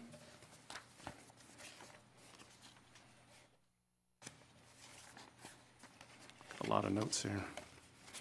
First one, recommendation, again, is to review the fire, police department, city attorney, offices or departments regarding their actual budgets, the mid-year Versus actual cost, yeah. versus actual costs, essentially just reviewing their budgets in a finer detail. And just to be clear on that, you may see the actual projection change between now and our next report, our next meeting on the 14th. So don't be surprised if that's the case, because what we're going to be doing is going back to each of those budget analysts in those departments and saying, okay, how did you make this projection and why? And we're going to be getting very granular as to what that number includes, so we can get you that detail. So just fair warning, that what will we're be our looking next for. step. Yeah, That's exactly so, what we're looking yeah. for. Okay. Second one is more down the future, looking at, 3 to 5 year budget forecasting. For, top line revenue and. Top line and bottom line. Expense, yeah. Yeah. General fund revenue expense. And then item number 3, to look at all the variances within the budget, just overall. It seems like it comes during mid-year, with budget responses, there seems to be a lot of variances. I understand that budgets have to be adjusted, but just a better feel for the variances, just understanding it. If we're talking about, if we're going to entertain out year, maybe not recommendations just for this budget cycle, but out year, in line with the top line revenue and expense forecast, it would be very helpful if while we're in this proposal budget review cycle, that we have those CalPERS projections for the pension and the workers' comp projections while we're reviewing this budget. Sure. So in line with that. Yeah, and you'll receive the budget response report Yeah, I for CalPERS. understand. You'll have that for the next meeting. Understand, but it just would be great if we could have that when this is first out, while we're looking at it. Well, and what we do in the fall is we provide a copy of the circular we receive for PERS. Did get so basically I was looking at the numbers that we got from the mid-year Right. response report, so. That's really the most, that's the really most up-to-date information we have. So if we look at that Yeah. while we're looking at this. Yeah. You couldn't give us anything No. better than that. No, there's no more to give in that regard. We will get the next update in the fall, and that will give us okay. the next out-year projection. All right, thank you. If I may, well, go ahead, please. Go ahead. Along the lines of projections, or what we're considering, would be the idea of how we can use innovation, automation, checking with our department heads to see where we can automate to mitigate our personnel costs, which would then further mitigate our CalPERS exposure and our work comp exposures. Right. Yeah, automation savings, absolutely. And I have some ideas I can forward to you That'd be great. all that I've already done some research on. Be great. And I had a question on the variances, more than we provided with your report this time? I don't know if it's about more than the report, but it just, what's the sense? It always seems there's always a lot of variances. Not that it's not needed, but, just try to be more on target. Well, maybe what we do is, because we didn't really go department by department, maybe we bring that information back again at your next meeting, and we can drill down a little further, not just in police, fire, and city attorney, but all the departments. Yeah, maybe what would be helpful is maybe some of the high-level points of the big dollar amounts or big percentages, why did those occur, rather than trying to figure it out. Yeah, I think what you're going to find, the revenue projections on the whole, you recall mid-year, bottom line figures are pretty good, on the aggregate. What you're going to see is line by line, you're going to see there's going to be some movement there. There just is. And the nature of a complex operating department budget, you're going to see some unique things occur. But if you're talking specifically about city attorney's office, fire department, police department, we can explain to you what's happening, particularly in those personnel categories, and we can touch on that particular division, Commissioner Samples, that you were concerned about, the expenses. We can get you some more detail there. You know, infinite detail as to each of the tweaks in these budgets that's a lot of material. I mean, I don't know how deeply you want to get into. I think the targeted department review in those particular categories helps us really get you something meaningful. If we go variances in all forms, we're going to be burying you in paper, and I'm not sure it's going to be worth your time. They're also reviewing all the city employee unions are all in negotiations right now. Mm-hmm. Yeah, I mean, as long as I think we really need to concentrate on understanding the overtime that we're spending versus filling the positions, you know. And I'm sure that detailed analysis with the police, and that's really with the police and the fire. So a study between what it is in overhead and expense for a full-time position versus the number of hours we're expending on overtime. Yeah, the overtime, and to really understand if we have some costs, you know, where we can make better efficiencies. That's in public safety. Yeah, it is it's the fire department and the police. But one other item that I have here, but I didn't know whether we should discuss it tonight or not. But if we're talking about recommendations for the future, I really think that, you know, it's been brought up a couple times here, we've brought it all up, is that there is some very specific staff positions that are very highly compensated in comparison with other cities and you know, in the private sector. You know, if you just look at you know, Redondo's got about 26 positions making over, you know, this is total compensation, okay, of over 300,000, between 300,000 and over 400,000 each and there's about 26 of those that are in that very high category.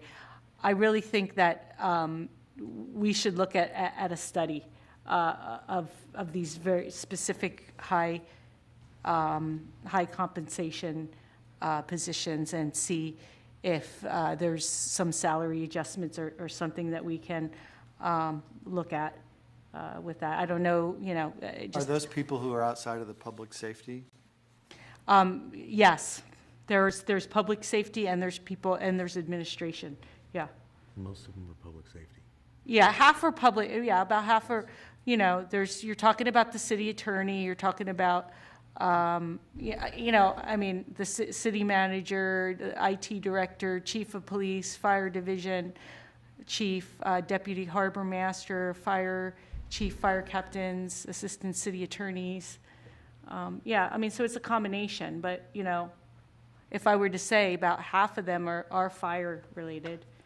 I think the biggest question is for those salary levels, traditional responsibility levels based on their title, is the city getting its money's worth? Okay, the example that I brought out is a position that in most fire departments is a captain at the most. Sometimes it's a battalion chief. We've got it as a division chief. We have no battalion chiefs on our department, but we've got 3 division chiefs, and 2 of the division chiefs supervise less than 5 people. For somebody to be receiving compensation that's well into 6 figures and have supervisory span of control of 1 person or 5 people is a little crazy. Just, I think out of fairness, they do rotate those assignments. Those aren't permanent placements. The division chiefs rotate between the different units over the course of a few years. The question is the city getting its money's worth for that position? Is that really the right level for what that person is doing? Sure. Yeah, I mean, you know, there is very specific titles that we are paying a lot more than, you know, what you're seeing in other cities. I mean, you know, all of these are getting paid well more than the private sector. I mean, that's not even to say, but, you know, I'm just saying that, you know, also with the public sector, which is usually quite quite high in comparison to private sector salaries. So essentially, Commissioner Esser is just concerns regarding senior staff positions and their high compensation. Well, yeah, I wouldn't even say, yeah, I mean, you could say senior staff. I would just say that we should be reviewing highly compensated staff positions. Well, that's how Manhattan Beach saved $700,000. Yeah. They cut 2 management positions with their automation. Right. But that's also why I asked the question about specialty teams, whether it's police or fire, or gosh, I don't know, maybe there's someone in Public Works that has a special team that they operate. But police and fire, things like SWAT team members generally have higher than average competition or compensation for their actual position levels. So a police officer makes X, a police officer on the SWAT team makes X plus a SWAT team bonus. Right. And that rolls into workers' comp. They also tend to be the ones that get hurt more often because they're in training incidents that are higher intensity training incidents. It means that there's more overtime, there's more training. Instead of them being on the street doing patrol duty, they're off training, learning how to be SWAT officers. That's why I brought up these specialty positions, and I think we need to examine what they're doing. Yeah, and I think the chief will provide you good answers. My guess is that our SWAT training is probably not as frequent as it might seem, but the chief will be able to give you some information If it's on a that. SWAT team, there's a DOJ mandate. Yeah, there's going to be some minimums. I think from what what I can glean, it's So I'd like not to terribly consider, active. 2 other things, Mr. Chair. One is, I'd like for there to be, it ties into some of what we were discussing, recognizing the sensitive nature of it, an internal audit of our usage of outside counsel. And the example that I will give is that the city attorney took, and there were 2 staff people from the city, along with outside counsel, that went to a emergency meeting in Lawndale. And I don't know if they went over there to speak. I don't know if they went over there for, just to see what was happening, revolving around an appeal to the Galleria, and we paid outside counsel to attend that meeting. That seems superfluous. So just as an example, I'd like to know if there's a way of, we can have an internal audit of our usage of outside counsel, when it's triggered, if there's a process that they go through, and then afterwards, whether or not it was a proper allocation of that resource. And the second thing would be. Before that, I think it would probably be better to have that department discuss their overall policies first before we just go directly to that. About the philosophy of use of outside counsel? Yeah, and then we can ask that question when they're here. What he's saying, when we review those, Yeah. that department's getting reviewed, Okay, more that's fair. detail. The second thing is if there's a way that we can get the library their money. I don't know, it's really tight, I know there's a lot going on, but I agree with Ms. Moorfield in that that is a very important resource, the library, to the city. It gets a lot of use by the residents. It takes a beating in internal service charges for things that just because that's the way it is. And if we can aid that resource, I'd really like to see if we can do that. So what was that again, Commissioner? If we can find, there is a $40,000 allocation to the library right now. If there's a way of finding that extra $60,000 to get them their 100. We talked about some of that at the last meeting or a couple of meetings back.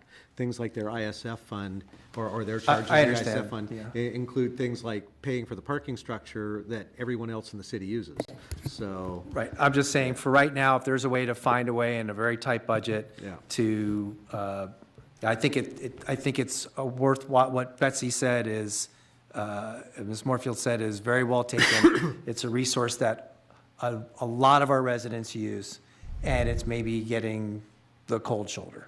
No, when she was speaking, she was talking about 100, they need 100K and an additional staff member, or what was the 100K? I mean, It was a hope for an additional staff member, but if there's a way of bumping up that $40,000 to $100,000 Okay, is the what I'm asking 40,000 for. is being, and the money's going to be used for more books More and books, things, yeah, right. things like that. Okay. That's what's in the proposed budget right now, is Yeah. an additional Yeah. 40,000 to supplement the existing core budget. Okay, thank you. And she kind of pointed out that they're moving to automation, and if you haven't tried the new automated book checkout system in the library, it's pretty impressive. So what's your recommendation, Commissioner Solomon? Recommendation is if we can find the $60,000 in the budget to get the library $100,000 for resources. Staff, any comments on that? Well, I'm hearing a couple of different things. On one hand, I'm hearing don't spend more than your revenues allow you to spend each year. And I'm hearing this comment that separate and apart from that, find an extra $60,000. So those two things are somewhat inconsistent. The other thing is you may wish to invite the library director in and have sort of a more sort of holistic overview of the library department's budget to understand everything that's in the budget. We did do a mini financial statement that's on page 41 of your budget, so you can see the revenues that are brought in right now by the library, and you can see the expenditures. So, I mean, that's the other thing I could offer if Susan's available, to have her come in as the director, as the subject matter expert to address you. Thank you, Joe. I would agree that it'd be very worthwhile to have the library director come in and address that issue. I don't believe, the reason I disagree with the second part of it about it being inconsistent is that what we're talking about now is making choices about how to spend money. So I'm not saying that we're going to spend an additional $60,000. What I'm talking about is if we can find a different place in the budget that may not need that $60,000 as an urgency, but making choices, which is what government does. And I'm hearing an augmentation of the $40,000 one-time expense, not a core ongoing Correct. $60,000 augmentation. Yes, Okay. correct. That's an important distinction. Just as a way of amplifying what I'm saying. I mean, I think the other thing too is we don't necessarily want to cherry pick on certain departments or single line items, you know, whether it's police, whether it's library, whether it's, you know, city clerk's office, treasurer's office, and then, I mean, then we won't be necessarily, I mean, essentially then we'd be a manager for that particular section, right? Let's get our 2 and 20. Right, and we want staff to do their jobs properly, and we make sure that we have input. I think if library is a concern, I think then we should have that instead on down the road. We have fire, we have police, we have city attorney, then we can have a discussion on the library. Okay.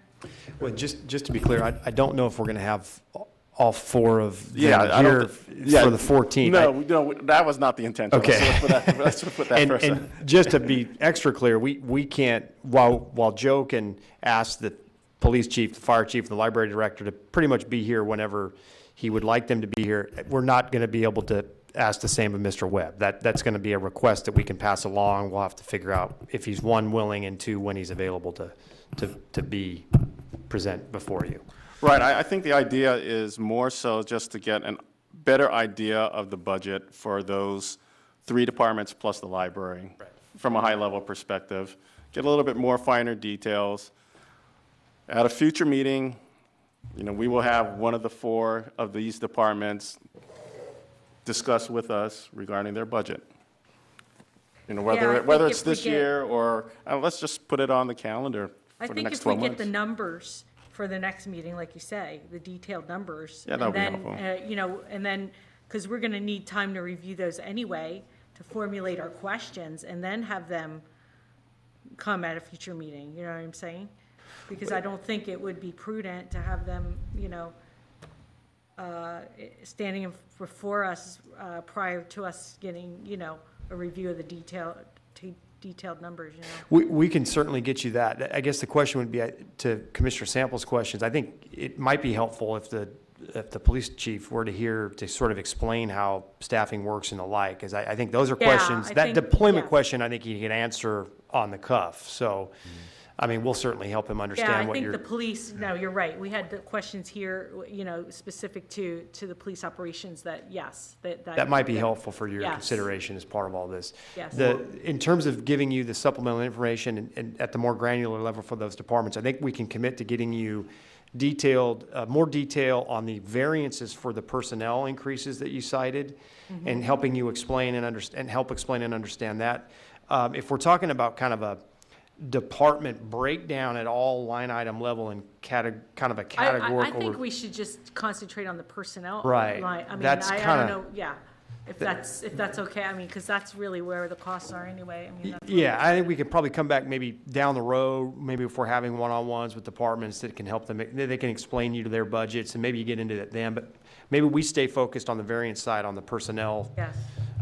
for the meeting on the 14th. Yeah, and specifically, you know, understanding overtime versus the vacant positions. Sure. Costs, you know, analysis with that, yeah.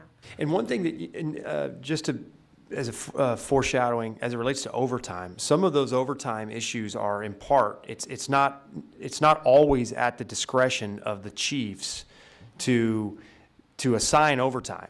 There are mandates in our MOUs that dictate some of the terms by which that overtime is accrued. So, Is being negotiated right now. right. So it's not just a budget discussion.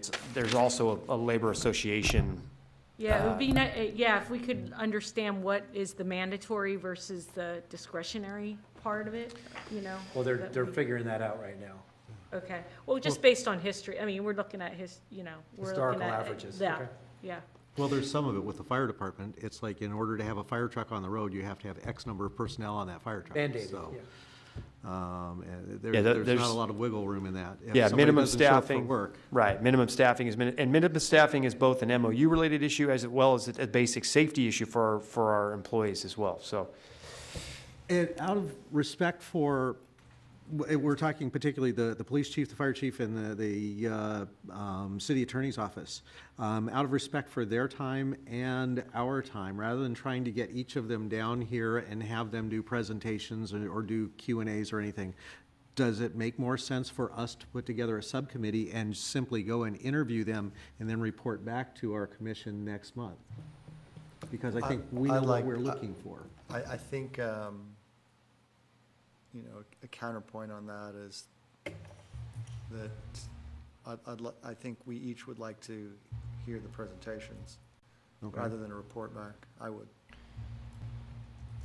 Yeah, I think right now, I mean, we should just go with the high-level questions or recommendations to staff. I mean, down the road, I think definitely it would be a good idea to have each department present to us, whether one of them next week. So let me just review this again, and let's try to wrap this up. If I could, real quick, Chair, just to that point, if there's interest by each of you individually to know more about a particular department, I mean, just like we've had one-on-ones with a few of you as staff, don't hesitate to reach out and query our chiefs. They'll take your call. They'll answer any questions you might have. It doesn't have to be a formal subcommittee. I mean, if you reach out to them and ask questions, they'll respond. They'll talk to you, and they'll help you understand, you know, how they operate. So I think in, you know, the interest of understanding the overall operations, and that we're not going to have a discussion with the chief of police and tell them to cut a person. You know, this is in the very long-term Understanding, right. feel of this commission, regardless of who sits on it 2 years from now. We're going to have significant budget challenges in the next year, for the next 5 years, and there obviously is an increased level of oversight by this commission to what there was 2 or 3 years ago. It's just the beginning, phase one of starting to understand, so we can make educated recommendations, or at least observations, or at least illuminations of what it means to look at a line item here and point to say what it is, rather than we draw conclusions. So it is the first baby step towards a broader look by this commission, is one way of looking at it. Okay, so let me try to sum it up again for the referral from the Budget and Finance. Number one, for better understanding of the variances in the, well, there's a number of things, right? Understanding their budget, the variances, and the personnel regarding fire, police, city attorney, and library.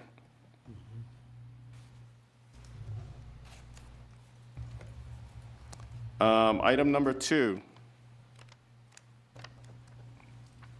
for a future 3 to 5 year budget.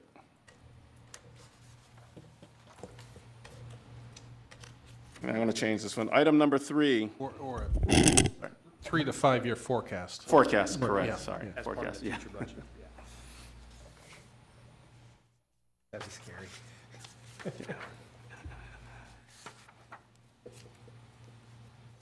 Item number 3, review innovation and automation as a ways of reducing costs and improving efficiency.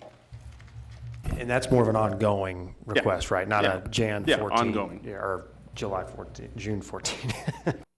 Yeah. And then item number 4, regarding the Artesia corridor, I think you mentioned it, Joe, maybe if you can just repeat that.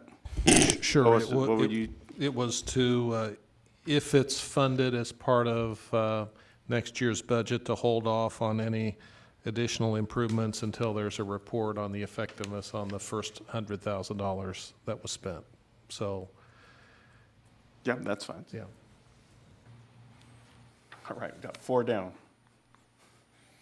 Item number 5, review highly compensated employees. Internal audit, was that the word? I mean, Highly that's- compensate, yeah, staff positions or employee, yeah. Yeah, and that's more of an ongoing Right. kind of analysis, right? An oversight issue. And Yeah, I mean, just review, and, you know, and ensure that it's in line with, you know, other, comparable agencies, yeah. right? And, you know, specifically, when you evaluate the clerk and city attorney positions as part of your, that's the type of the information you look at when you do that, at least for those two. The other positions would be different, but. And if I may, just to add on to that, typically, if that were to be an in-house study, it would be the highly compensated staff members that would be doing that study, which I don't think is your intention. No. Well, you No. wouldn't fib on the numbers, would you? Anybody in this room? So that may be something that you want to recommend to the council, Yeah. to have an independent study done, Yeah, and a that's class that's comp basically what I study. was An looking at. affordable independent study, Yeah, affordable is right, yeah, some comps. yes. Maybe more accounting related. Well, my impression of our conversation wasn't to directly study the compensation of, or the comp plans and benefits of those highly compensated people. It's, do we have the right people in, the people that we have in particular positions? Are they, is their compensation, their title, their responsibility, are all of those consistent? So I think that was that's something- more Yeah, where and we're I'm going. not sure that's the Budget and Finance Commission's charge to, are the right people assigned to do the jobs? That's sort of more, the city council has one employee, and that's yours truly, and then I appoint the department heads. The department heads appoint their staff. So of everything you've said, I think that one sort of is outside of really what your scope should be. Okay. And then I got, I'm not too sure how to word this one regarding the library, just review of the library budget. I mean, that was kind of on, that's kind of on the very first point, so, Yeah. You don't want to get too granular on yeah. being directive on that. Well, there was the So request. that's 6 for- items? Well, I think there was the request for $60,000 augmentation to the one-time budget recommendation. That was the other item. Would we want that on there? I think we were feeling that was a little bit directive and granular and managing for them. Was that your point? I think that was Warren's point, right? Well, I think my point was it's better to go from the top level rather than the bottom level. I mean, if we're looking at a $100 million budget, are we going to make one recommendation for $60,000? Although we all support the libraries. Well, let's have them review it and see if there's some money to augment their budget. Maybe look at it that way. Instead of a specific number, if there's a way to revisit the library's charges and budget. Okay, that's fine. I think we could put item number 7, review the, Library's budget and expenses. that's a better way to And put it. another way to put it is there was a comment from a member of the public that said perhaps there was a funding need, and does the management of the library agree with that, and et cetera. I think that's fair. Everyone's okay with that? I would just put down just the review of the budget of the library.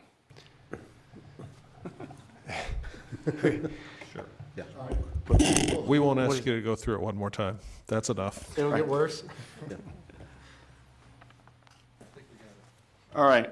I think the essence of it has been conveyed. Did you also have the structural balance I had in my notes? I think that was going to be an For ongoing effort. ongoing, Yeah, yes. ongoing effort, yeah. Oh, yeah. Right. Look at, on an ongoing. Ongoing on the revenues. future, yeah, future recommendations to, that we recommend that the staff match the expense increase with revenue increase in the out, Okay, yeah. so that's number 7. Or, yeah, number 8. What's that, number 5? So we're making that as, this is a motion along with the receive and file? Yeah, so that's, 7 items with a motion to receive Yeah. and file. so do I have a motion to receive and file? Make a motion to adopt the 7 recommendations and receive and file the budget and finance, proposed 2018-2019 city budget. Second. All in favor? Aye. Aye. All opposed? All right. There's none. Motion passes. Thank you. Thank you. Now we get to say thank you. Item number 7. Treasurer's report. If I may be so bold to make a recommendation that we have a briefing at the high level of, Fed is raising rates next week, and, The 10 years already at 3%. Thanks for sticking around for us, Neil.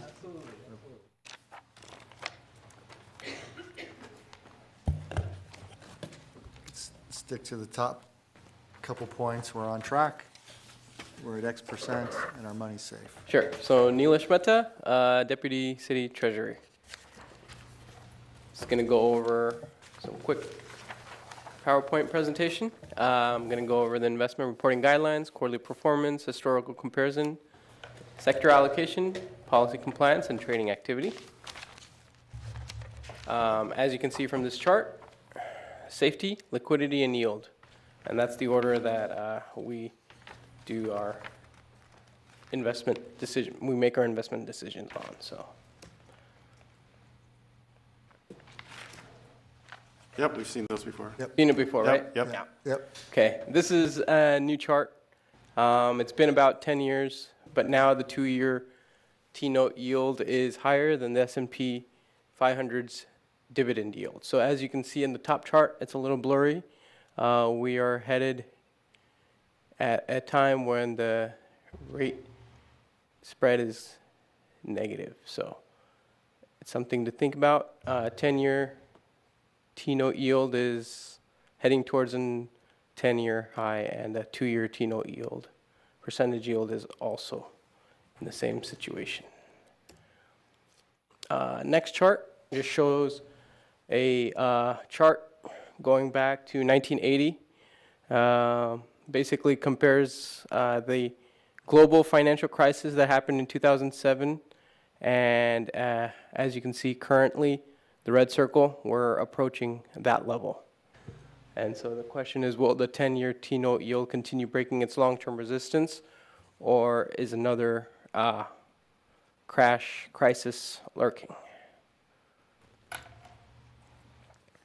Just a quick third quarter analysis on the investments that we have, along with the yields.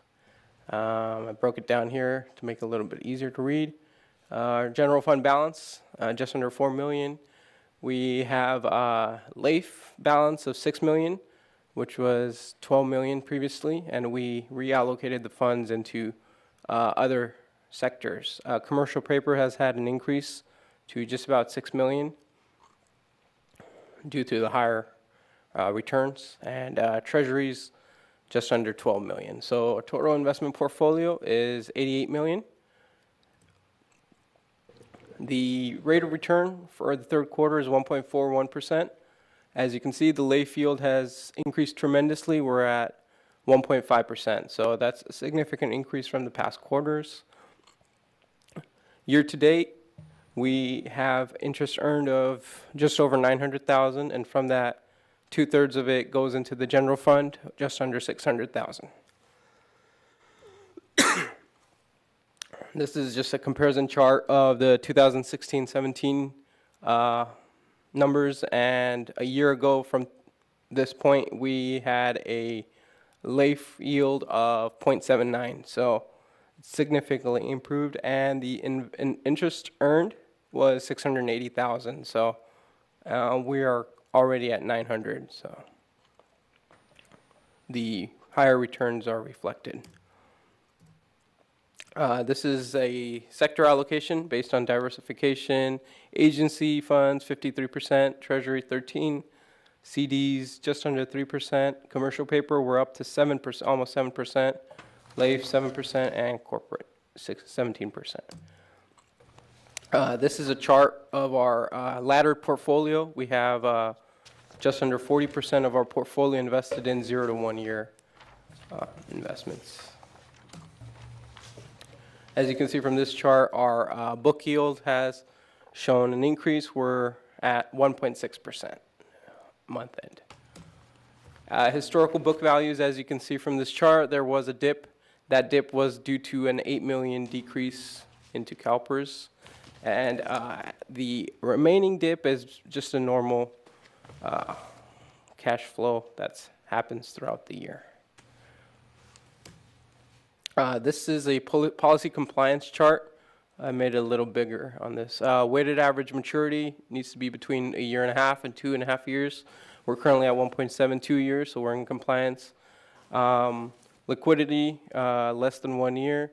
At least 25% of the portfolio should have that, and we're at almost 40%. So we are in compliance with all of our investment policy guidelines. Trading activity for the quarter, we had 7 purchases and we had 8 redemptions. Any questions? Thank you very much. One question, just one question. On the last page of the report, it had that we were sent. It talked about.